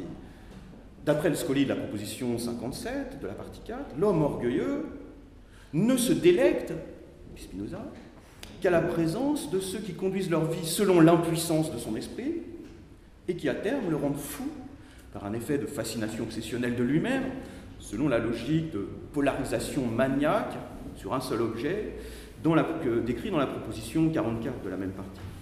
Alors, pour autant que la figure de l'orgueil définit le triomphe imaginaire de celui qui se pense en prescripteur universel, ce jugement sur l'orgueilleux dit déjà quelque chose, à mon sens, d'une certaine impasse à l'œuvre dans le champ esthétique.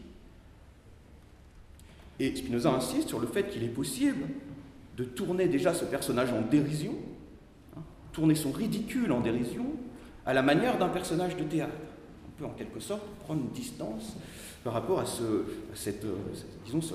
point de vue du prescripteur universel. Ça fait rire, quoi, il dit, voilà, ça fait rire, c'est orgueilleux. C'est pour ça qu'on ne taxe pas de fou. Mais l'orgueilleux, comme on le sait, reste conduit par la joie, alors que l'homme abject, lui, confond la joie avec la fin de la tristesse. L'homme bas ou abject n'est pas joyeux de lui-même, il est triste de l'absence des autres. Dès lors, comme il est bien connu, tout ce qui porte atteinte à la puissance des autres est un allègement de sa tristesse, et l'impuissance des autres devient son propre objet de fascination obsessionnelle. L'homme abject se délecte de l'impuissance de l'autre, des signes corporels qui en attestent, comme le sont les larmes, les sanglots et la peur. Par ailleurs, qui parle ainsi pour dénoncer, punir, et devient aisément prescripteur. Il est tenu pour divin, comme le dit la préface de la 3e partie. Son art est consommé, il plaît aux hommes, qui ne reviennent pas d'être aussi mauvais, plongés qu'ils sont dans l'admiration de leur propre impuissance, si souvent impunis, et plongés qu'ils sont surtout dans le besoin d'expiation. Du coup, il lui est aisé de rejeter toute autre forme de délectation ou de plaisir que le sien propre, celui qu'il tire des sanglots ou des larmes, comme étant des plaisirs coupables. Le plaisir esthétique simple que l'on tirait des choses ou des arts qui le procurent est entièrement expulsé. Mais ce qui m'importe, c'est que la délectation de l'homme abject est une délectation esthétique. Et elle représente même le formalisme du goût dans sa forme la plus épurée. Le mécanisme formel de l'imitation affective, en tant qu'il prend pour objet non pas la joie, mais ce soulagement de la tristesse, le pose en plus en prescripteur. On pourrait dire même que la forme du goût ne se montre jamais aussi bien que dans cette opposition presque aberrante entre sa pure forme, liée à la gratification sociale, au fait que l'envieux superstitieux peut prendre en quelque sorte ce rôle de prescripteur, et sa matière, dont j'ai parlé tout à l'heure, qui était l'utile de la joie, qui en est entièrement expulsée. Donc la délectation de l'homme abject, elle procède bien d'une esthétique, ou plutôt de ce qu'on pourrait appeler une contre-esthétique, ataviquement doloriste. Et il est d'autant plus dangereux en plus que le raffinement de son esprit le met à l'abri du ridicule, à la différence de l'orgueilleux. Les raisons profondes de son agissement ne sont pas faciles à percevoir, elles sont dissimulées. Elles peuvent apparaître comme de la rigueur, du contrôle de soi, de la sagesse, de la modestie, etc. L'abjection ne montre pas sa propre outrance à la façon de l'orgueil. Le problème qui est posé par là, le problème qui est posé par le jugement de goût tel que j'ai essayé de le définir, n'est donc pas seulement esthétique. Il est d'abord esthétique, mais il n'est pas seulement esthétique, il est évidemment éthique et politique. Dès lors, il revient à l'homme raisonnable d'abord de commencer à poser des garde-fous à cette esthétique abjecte, qui pourrait être le témoin parfait de sa forme sociale, n'en est pas moins profondément nuisible. Son divorce avec le plaisir la condamne. Elle conduit les hommes à se détourner de l'utilité véritable, qui se mesure au développement des aptitudes humaines, de notre puissance ou de notre vertu propre, à la fois à l'échelle du corps individuel et à l'échelle de la vie sociale. Donc au délire très rationnel, au fond, comme on va le voir, de l'imagination et de la connaissance du premier genre, il faut d'abord opposer une ratio, une règle, issue de la connaissance du second genre. Voilà quelle est ma règle, voilà quelle est ma ratio, à l'idée générale arbitraire, l'idée générale forgée par l'envieux superstitieux, à l'idée générale arbitraire du beau, et du laid, imposé par l'éthos doloriste. Ce qui est beau, c'est le sanglot, ce qui est laid, c'est le plaisir. Il faut substituer une notion commune du beau fondée sur la connaissance rationnelle de l'outil.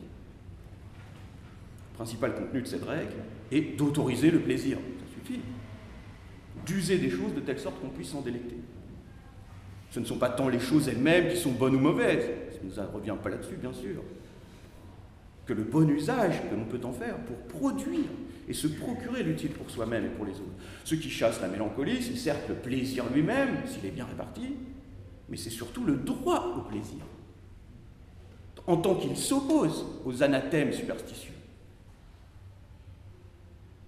Donc en rappelant le critère général du plaisir et du développement des aptitudes corporelles, qui était finalement le point de départ de l'explication, à l'échelle de l'individu comme de la communauté, il paraît possible de laisser fonctionner la transaction sociale concernant la norme du goût, le jeu instable de gratification qui va avec, parce que de toute façon il n'est pas possible de le contrôler, sans pour autant porter atteinte à l'intégrité des individus, à l'existence même de la communauté, d'où le fameux « sans aucun dommage pour autrui » dont il a été à nouveau question hier.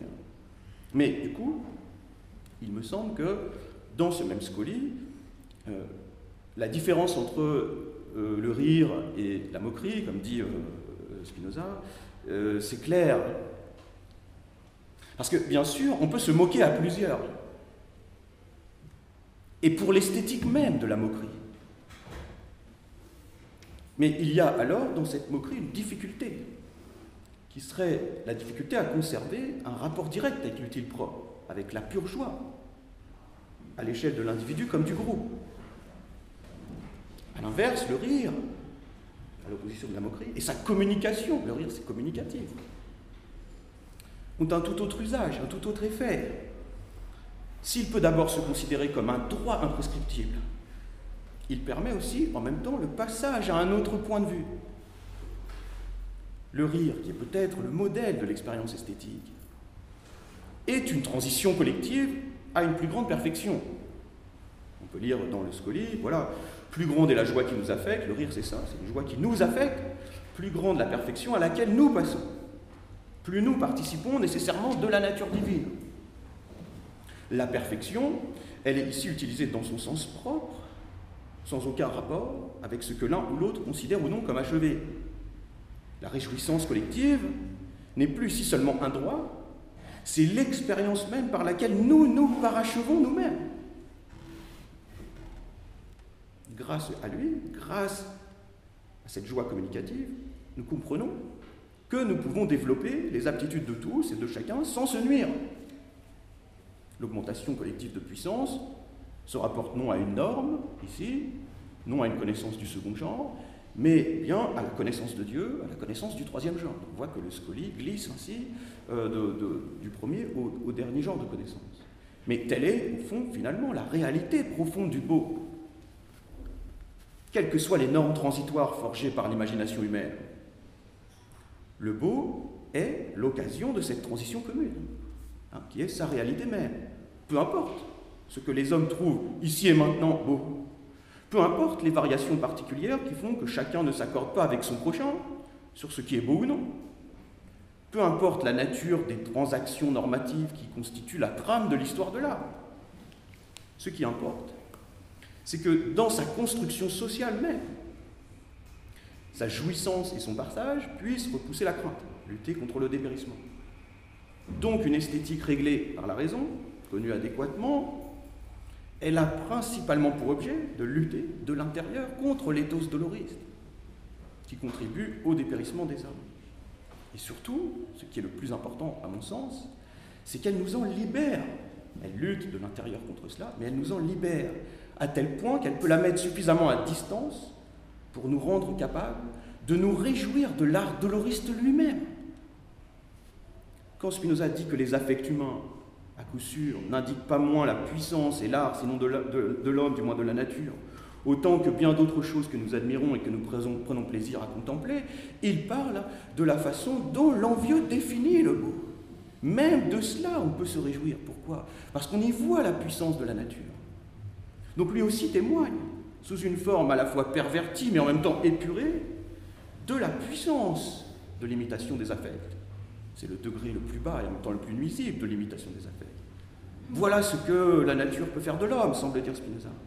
Le spectacle de l'abjection, ou peut-être l'abjection en tant que spectacle, du point de vue qui a été permis par l'accession au troisième genre ici, du point de vue de l'amour de Dieu, témoigne donc de la puissance même de la nature. On sait que tel était déjà en partie l'enseignement de la préface d'Éthique 3, à propos de la contemplation des lois de la nature. Mais il me semble que, aussi bien ici que dans la préface d'Éthique 3, ce n'est pas seulement la légalité de la nature qui est à contempler et qui procure le plaisir du sage. C'est plutôt comment le difforme découle de la forme, comment la laideur peut être reconduite à une forme de beauté. La façon dont l'impuissance achevée passe pour la norme du goût est un effet sophistiqué et caché de la puissance de la nature et des lois de l'imitation. Voir cet effet à partir de sa cause, c'est pas se mettre à en rire, comme on pouvait peut-être rire du ridicule de l'orgueilleux, mais c'est se délecter de la puissance de Dieu, même dans ses effets les plus nuisibles à l'homme. C'est pas tuer toute joie au nom du triomphe de la tristesse, mais c'est le sentiment de pouvoir triompher de la tristesse, de l'accepter comme telle. Triompher de la tristesse, triompher de la haine des hommes et de l'âme, triompher de la haine de la vie elle-même. Voilà ce qui est agréable au sage et qui le délecte. Tel est l'agrément raffiné de son esthétique propre, qui est en quelque sorte une méta-esthétique, puisqu'elle juge un certain jugement de goût. Alors, est-ce que, et je vais finir par là, est-ce que cette méta-esthétique serait intellectualiste ou l'effet d'une rationalisation excessive? Elle est d'abord décrite comme une joie, liée certes à l'amour de Dieu, mais elle est décrite comme une joie, comme une sensation présente dans le rire communicatif. Ce qui est intéressant dans le Scoli, et dans le passage du Scoli entre les deux scolis jusqu'au scolis 1557, c'est le processus qui nous permet de jouir même de l'esthétique doloriste. Surtout, cet amour et cette disposition particulière du sage fournissent le point de vue correct à partir duquel le difforme peut devenir conforme. Sa règle, son réglage même, on pourrait dire, son réglage optique, prescrit la bonne distance focale, qui permet de voir de plus près la laideur de l'abjection, et qui parvient à faire d'elle, malgré qu'elle en ait, une promesse de bonheur.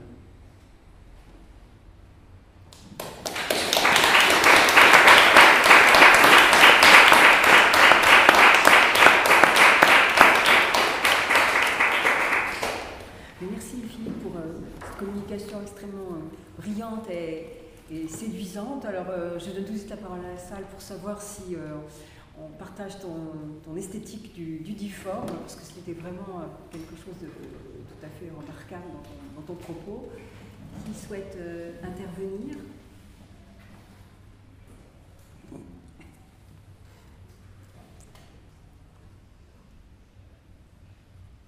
Lorenzo? Oui, moi j'ai été fasciné par ton conférence.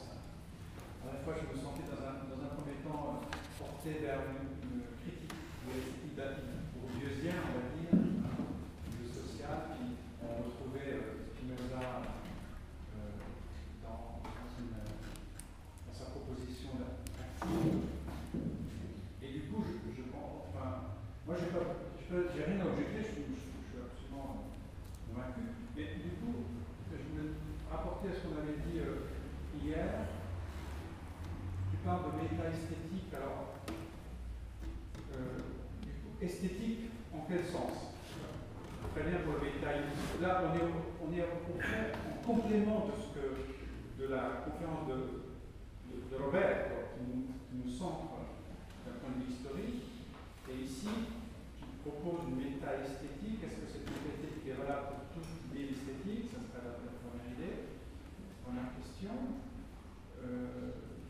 Quel usage pour cette méta-esthétique?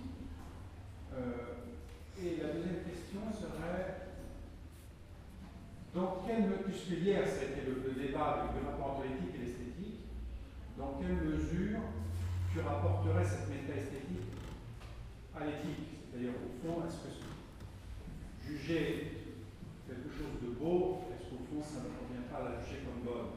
Et est-ce qu'elle ne peut pas se résumer à, finalement, est-ce qu'on ne peut pas la réduire ou la résumer à la question du bon?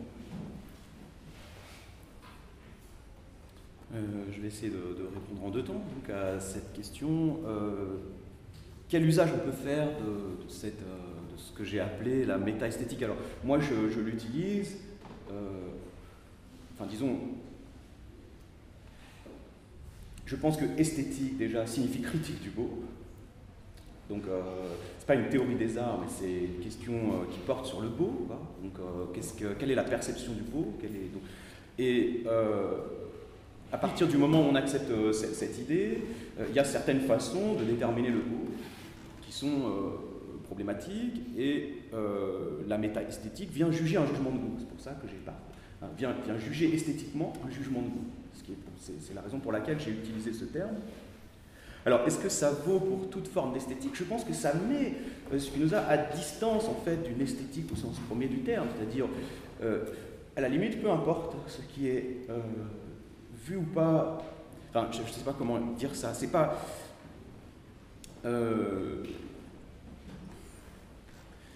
c'est pas qu'il s'agit de dire, il s'agit pas de normer le beau ici et maintenant. L'important, c'est que la façon dont on norme le beau ne puisse pas devenir quelque chose qui pose un problème éthique et politique. Voilà. Je pense que il ne s'agit pas de faire, du point de vue de Spinoza, simplement une théorie une théorie du beau et de prescrire des normes. Donc, est-ce qu'on pourrait utiliser l'idée de méta-esthétique pour toute esthétique, ou pour en faire une sorte de règle qui pourrait être à l'initiative de la production de certaines œuvres d'art? Je ne pense pas du tout que ça puisse être prescripteur pour un artiste de dire je vais faire des œuvres de méta-esthétique en ce sens-là. Je ne pense pas du tout que ça puisse du tout s'appliquer de cette façon. Je pense que l'idée, c'est... le beau, c'est un champ conflictuel, problématique. Telle chose paraît belle aux yeux de certains, pendant un certain temps, il y a un dynamisme affectif, un dynamisme, je sais pas, de point de vue qui fait que telle chose est reconnue comme belle ici et maintenant. C'est très bien, ce jeu il existe, il est très bien, il contribue d'une manière ou d'une autre à l'affirmation des aptitudes humaines. Ce qu'on a fait hier, on ne le fait pas aujourd'hui, c'est ouvert à une histoire, etc.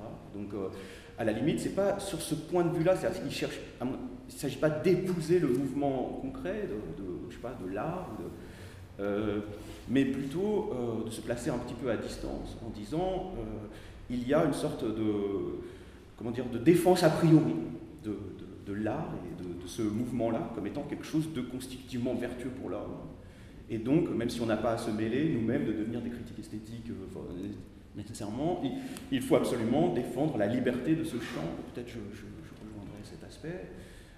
D'autant qu'il y a un autre aspect sur lequel je pensais rejoindre un petit peu l'exposé précédent, et puis la question que tu posais sur le rapport entre cette méta-esthétique et puis peut-être des propositions de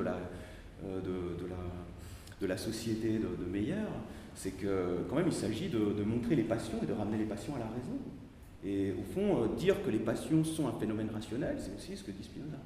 C'est-à-dire... Bon. Voilà, donc peut-être pour la question de la métaesthétique. Après, le rapport à l'éthique, c'est difficile de les dissocier. La façon que j'ai eu moi de les dissocier, c'est la question du regard. C'est-à-dire, ce qui dissocie, à mon sens, le beau du bien, c'est les yeux. C'est-à-dire, c'est l'appareil avec lequel on regarde. Ce qui est intéressant, c'est comment ce qui devient beau, c'est la laideur, quand on s'approche d'elle par un outil. La laideur devient belle, la beauté devient laide comme la main. Ça, c'est introduire la difformité technique là où il y avait une forme apparente mais qui est purement imaginaire, alors que le mouvement qu'il propose est inverse, c'est-à-dire avec les bons instruments, on peut ramener la laideur, la difformité aux règles, à la beauté de la nature. Et donc, c'est une sorte de nouveau dispositif dioptrique qui fait que c'est beau, et c'est pas seulement bon. Et il parle de contemplation, du plaisir de la contemplation. C'est quand même spécifiquement différent, à mon sens. Il y avait Sophie qui avait dit. Juste par rapport à la question de l'identification entre le beau et le beau, sans poser une distinction radicale, je me demande en temps si on ne pourrait pas faire peut-être une distinction entre le bon qui est le résultat des prescriptions de la raison, et donc dans une certaine mesure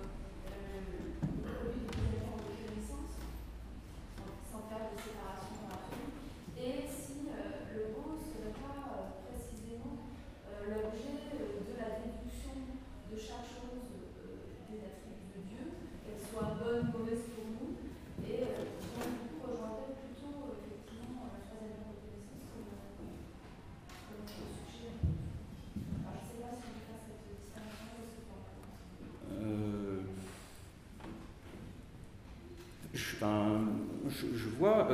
bon, alors, de mon point de vue, je pense qu'on ne peut jamais séparer donc l'affectivité et la raison. Donc sur la question du bon, est-ce qu'il est produit par l'intelligence ou par la connaissance? Je pense que le bon, c'est d'abord des pratiques et des affects régis d'une certaine façon. Et c'est pas... enfin, il me semble que c'est plutôt de ce point de vue-là qu'on comprend le mieux. C'est d'abord une question... voilà, bon, mais... Bon, c'est secondaire par rapport à la deuxième question. Est-ce qu'on peut ramener le beau aux choses qui sont déduites des choses à partir de la connaissance de Dieu? Moi, je pense que le beau ne se coupe pas de l'expérience imaginaire, de l'expérience fausse du beau. Ce que Spinoza appelle le beau, c'est tout ce que les hommes appellent ainsi, mais donc, il ne s'agit pas de dire que la main d'une belle personne, ou la grâce de la main du tableau de tel ou tel peintre n'est pas belle. Il s'agit de comprendre qu'à la fois c'est subjectif et qu'en même temps cette subjectivité n'est pas un mal et qu'elle investit mes puissances et que c'est quelque chose que je peux considérer comme étant utile en soi. Et du coup, le beau, en quelque sorte, reprend tous ces aspects et donc aussi des aspects passifs. C'est la modification dans le comportement passif qui peut être considérée par le sage comme étant intégrant en fait, ça sous la figure de la beauté. Philippe Merci pour cette intervention. Vous avez commencé avec la lettre à Boxer. J'ai aussi commenté cette lettre entre autres dans mon intervention. J'ai une petite remarque. Donc, vous expliquez comme cette idée de beauté dans cette lettre comme une question de perspective. Et vous avez remarqué, oui, dans le texte, il s'agit de tempérament. Chacun a son tempérament, donc il voit ce qu'il voit sous un certain angle. Ce qui est beau peut être plus proche l'aide. Mais quand on dit c'est en combinaison avec des autres textes, parce qu'on retrouve une explication similaire dans l'appendice que vous avez aussi cité, aussi dans la lettre 32, avec le fameux vers dans le sang. Avant, il dit, écoute, ce vers, il faut réaliser, tout d'abord, il dit, la beauté n'est pas quelque chose qui est intrinsèque au corps. Donc, je me demande si, au lieu de dire que c'est une question de perspective, que ce n'est pas plutôt une question que cette qualité de beauté n'est pas quelque chose qui appartient au corps, qui est intrinsèque, qui est primaire, mais plutôt que c'est une affection, c'est-à-dire donc que l'idée de beauté que j'ai des corps, des choses, représente deux choses, c'est inadéquat donc, c'est incomplète, ça représente la chose dans la mesure que j'ai des affections, et en plus ça représente les deux choses, c'est donc une idée confuse, et donc quand on attribue cette idée de cette affection au corps, on attribue quelque chose au corps que ce corps n'a pas. Mais de l'autre côté, bien entendu, ça signifie aussi, ça implique que c'est de l'ordre du social, parce que c'est de l'ordre de l'interaction entre les corps. Je suis tout à fait d'accord avec cette dimension que vous avez. Et en effet, on ne peut pas conclure qu'il n'y a pas de beauté parce que ça s'impliquerait aussi qu'il n'y a pas du bien et du mal, et parce qu'il met tout ça dans la même catégorie, dans ces exemples, l'appendice, etc. Il n'y a pas de perfection, oui, il y a, mais dans un autre sens, il donne, comme il dit, des autres sens au monde. Donc, ma question est donc, si tu ne penses pas que cette question de point de vue n'est pas plutôt une question d'être affection, au lieu de dire d'être intrinsèque au corps. Alors, si, pour l'essentiel, c'est une affection, la beauté. Mais ce qui m'intéresse dans la lettre à Boxel, par différence avec ce qu'on trouve dans l'appendice, c'est précisément l'intervention du microscope qui dit, et la mention des yeux, du tempérament, c'est-à-dire du dispositif dioptrique. Je pense que peut-être que ça renvoie à Descartes, à la question de la dioptrique. Alors, je ne sais pas, il faudrait examiner ça de plus près, ou au tailleur de lentilles qu'il est. Voilà. Et c'est ça qui est intéressant, parce que je trouve que ça permet de convertir la question de la beauté, c'est presque convertir la laideur en beauté. Quand on trouve le bon réglage oculaire, on arrive à trouver la bonne affection, la bonne distance avec la chose. C'est pour ça que je suis d'accord que c'est une affection, et que du point de vue méthodique, du point de vue de l'idée vraie, il faut mettre le beau de côté. parce que le beau ne dit rien sur le vrai, et que c'est pas quelque chose d'objectif, et que même si on peut le retrouver à partir de, je sais pas, de la norme du bien et du mal, quelque chose de beau et quelque chose de bien, etc., à partir de la norme telle qu'elle est. Ce qui m'a semblé intéressant, c'est que le dispositif dioptrique décrit le mécanisme positif de l'imagination, c'est-à-dire ce qu'elle a de vertu, et du coup, si on arrive à bien disposer son corps correctement, ce que l'homme sage doit faire aussi, si on arrive à trouver la bonne distance, à disposer son corps, à ne pas rire, certes, de l'éthique doloriste, parce que c'est grave ce qu'ils font, mais en même temps, l'avoir à bonne distance, on pourra se mettre à en rire, comme on rit de l'orgueilleux, et cette espèce de soulagement qu'on ressent immédiatement, c'est peut-être ça, c'est cette affection-là qui est belle. Donc, ce qui m'intéressait dans le texte de la lettre à Bruxelles, c'est précisément de voir qu'il y a un élément supplémentaire par rapport à la relativisation du beau, tel qu'on pourrait le trouver dans l'appendice, comme fiction humaine, etc. C'est pas juste la méthode ici, il insiste pour dire voilà, qu'est-ce qu'on projette, comment est-ce qu'on projette, quel est le rapport entre le tempérament du corps et puis le point de vue qu'on peut avoir sur l'objet. Il reste flou, il reste incompréhensible si on n'a pas les bons outils. Oui, mais à la fin, dans le dernier paragraphe correspond à Box, il fait référence quand même explicitement à la doctrine atomiste de qualité. Oui. Où il commence à parler des atomistes qui l'opposent à la tradition aristotelienne. Démocrite, oui. Justement aussi, souligner le rapport avec la doctrine de qualité, à mon avis. Oui, non, mais je suis d'accord sur le fond que sur le plan de la question épistémologique, il s'agit de dire le beau n'est pas un attribut des choses, et ça, oui, je ne conteste pas cette idée-là. Ariel et Nicolas. Merci beaucoup pour cette communication. Je dois dire qu'elle a provoqué en moi quelque chose comme une émotion esthétique, je dirais. Et je me demande pourquoi, justement, parce que justement on est là pour ça. Et un élément, c'est que il me semble que tu as réussi à disposer à la bonne distance les éléments divers avec lesquels on se bat depuis le début de ce colloque, et notamment moi, et je n'ai pas du tout réussi ce que tu as réussi évidemment. C'est-à-dire, en partant de l'exemple de la dioptrique, effectivement, c'est-à-dire en partant des arts mécaniques, tu es arrivé à faire le lien avec les beaux-arts, justement, en mettant chaque chose à sa place et en montrant comment, effectivement, ce qui au départ est critique et semble nous limiter à un relativisme indépassable, en fait, se transforme en programme physiologique et finalement en véritable méta-esthétique, comme tu l'as dit, c'est-à-dire une réflexion plutôt sur l'esthétique, les esthétiques existantes, qu'une simple proposition esthétique parmi d'autres. Donc tout ça, je trouve ça magnifique. D'ailleurs, j'ai aucune question. Je me posais, je me demandais aussi, à propos du scolie de la proposition 45, je me posais la question de l'art sacré, parce que au début, Spinoza commence par dire aucune divinité ne prend plaisir à mes larmes, etc.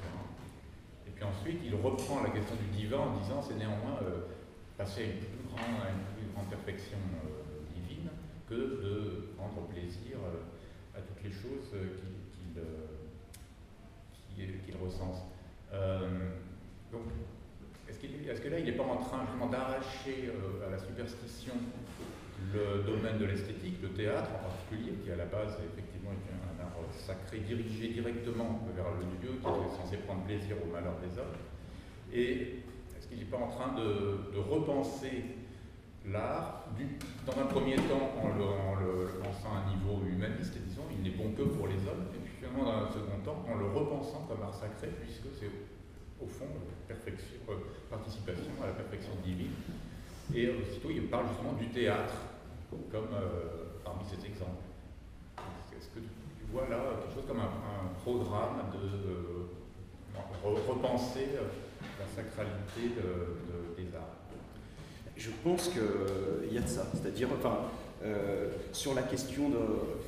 Il y a presque un plaisir sacré, je pense effectivement, à percevoir d'où vient l'éthique doloriste, c'est-à-dire, il y a une sorte de...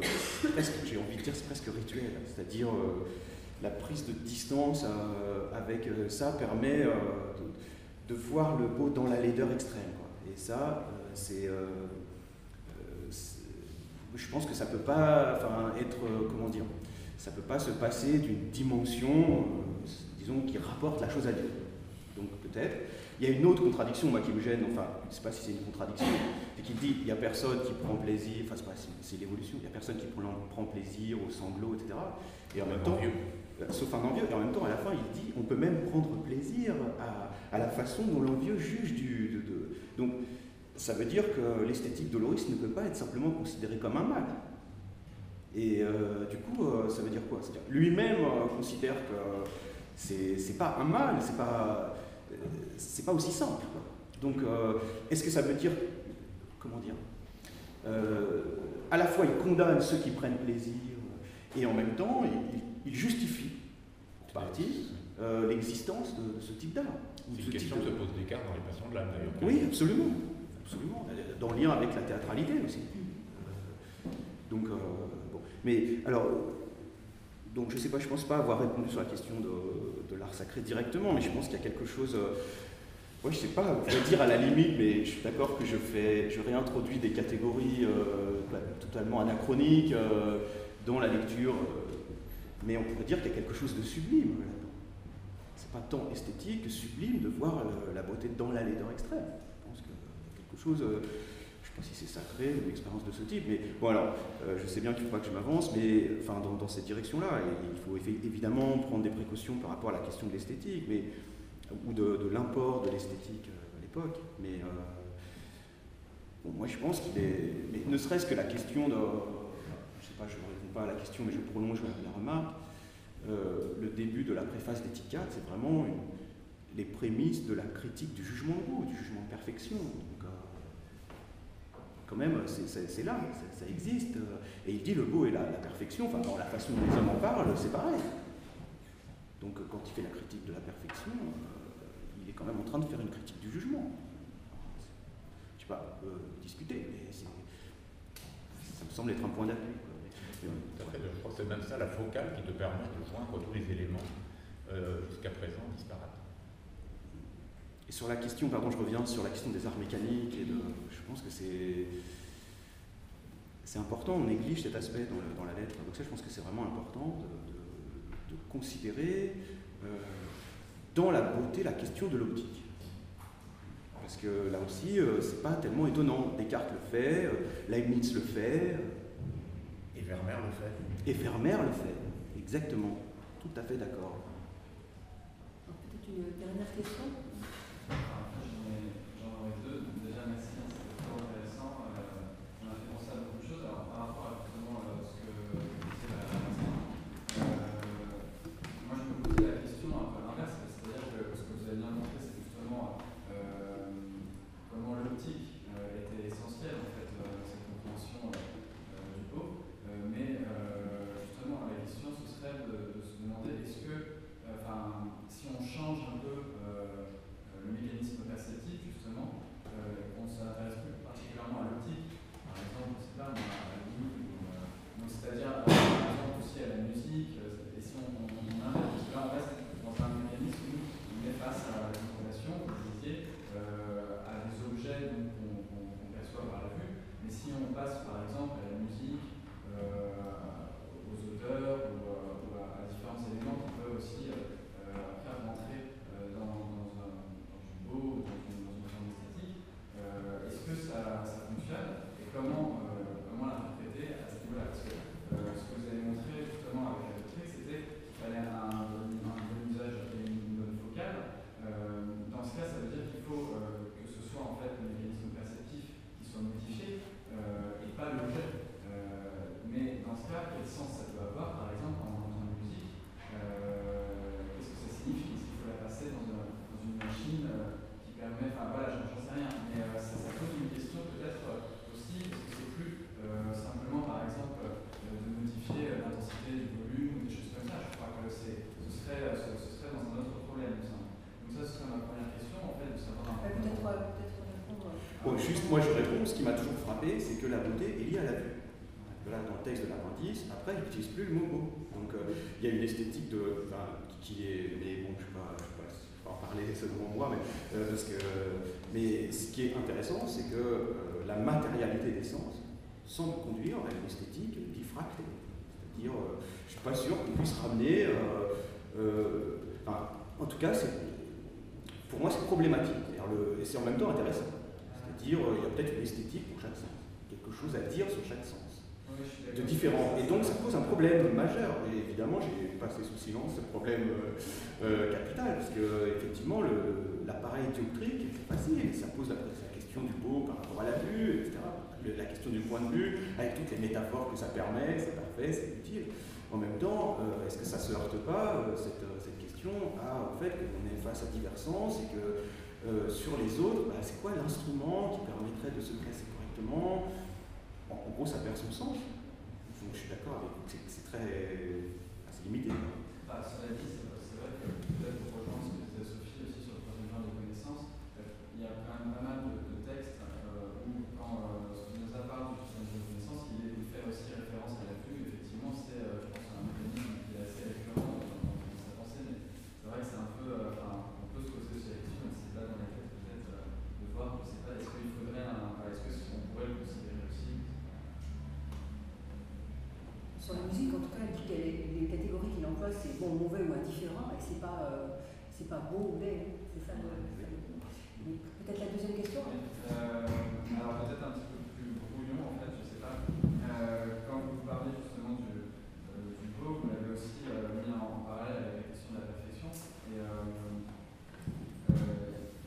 quand Spinoza il va parler de la perfection aussi, il va nous dire, notamment dans l'éthique, qu'en fait, il y a deux manières de considérer la perfection, à savoir quand on la considère en elle-même. Donc là, il n'y a pas de mélange, il n'y a pas de variation. En fait, toute chose considérée en elle-même va être parfaite, on va dire. Et finalement, quand on la compare, et quand on la compare avec d'autres choses, là, par contre, chaque chose va pouvoir avoir une variation, une quantité de puissance différente ou nous affecter différemment, etc. Mais en tant que tel, chaque objet va être parfait. Et dans ce cas, moi, ma question, c'était aussi le sage qui va avoir une bonne, que vous avez considéré comme étant celui qui va avoir une bonne distance focale en fait avec dans le monde ou sur les choses. Est-ce que c'est celui qui va voir les choses avec la bonne distance, ou est-ce que c'est celui qui va voir les choses comme elles sont, c'est-à-dire de manière parfaite, comme elles sont et non pas comme on voudrait qu'elles soient, ou ce genre de choses? Vous voyez un peu où je vais en venir? Difficile avec la question du vocabulaire de la perfection, et est-ce que c'est lui qui voit les choses de manière parfaite? Lui, il subit une transition de perfection. Ouais. Donc, parfait, ça veut dire stable, fixe, sans évolution possible. Si le sage ne subit pas de transition de perfection, je pense que c'est indispensable. Une chose est à la fois ce qu'elle est, elle ne peut pas être autrement, mais en même temps, il y a des effets produits dans la nature qui sont des transitions de perfection. Même si on ne change pas d'essence ou de forme, on devient plus actif. Donc, moi, je ferai cette distinction, et du coup, la beauté est possible pour le sage, parce que au moment où il fait l'effort de trouver ce bon réglage et de ne pas s'offusquer du fait que les hommes prennent plaisir au spectacle sanguinolent, parce qu'en même temps, Ticini, Barbaro Room, etc., quand il fait l'effort de ne pas s'offusquer de ce qu'il ressent une transition de perfection, hein, lui. Et il le dit aussi à Denbourg, il dit « Moi, je laisse les gens s'entretuer, ils font ce qu'ils veulent. » Il continue. Au début, je m'offusquais. Au début, je trouvais ça aberrant, et laid, et difforme. Maintenant qu'ils fassent ce qu'ils veulent, pourvu qu'ils me laissent tranquille. Non, ça veut dire qu'il y a une transition de perfection dans la lettre aussi à Denbourg ici. C'est-à-dire, maintenant, j'ai réussi à mettre ça à la bonne distance, et au fond, je peux même tirer de la joie du fait que les hommes agissent de cette façon. Donc, je pense qu'à chaque fois, ce qui est important dans les textes, c'est la transition, c'est-à-dire le passage, le processus. Ce qui est intéressant dans le Split 45, c'est vraiment le processus, connaissance du premier genre, règles, intégration à un Dieu, et du coup, ce que ça permet. Je trouve que c'est vraiment cet aspect-là qui est intéressant dans les textes, souvent dans la lecture. C'est que c'est pas seulement une phrase isolée, c'est un processus par lequel on chemine avec lui, mais c'est pas moi qui le premier qui dit ça. Il y a l'idée qu'il y a une processualité aussi de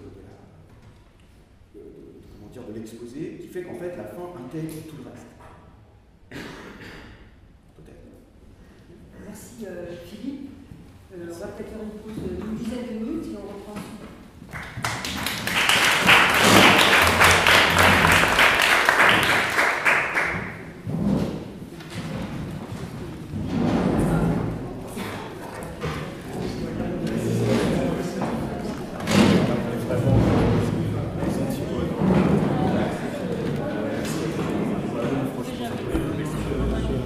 je lis rarement.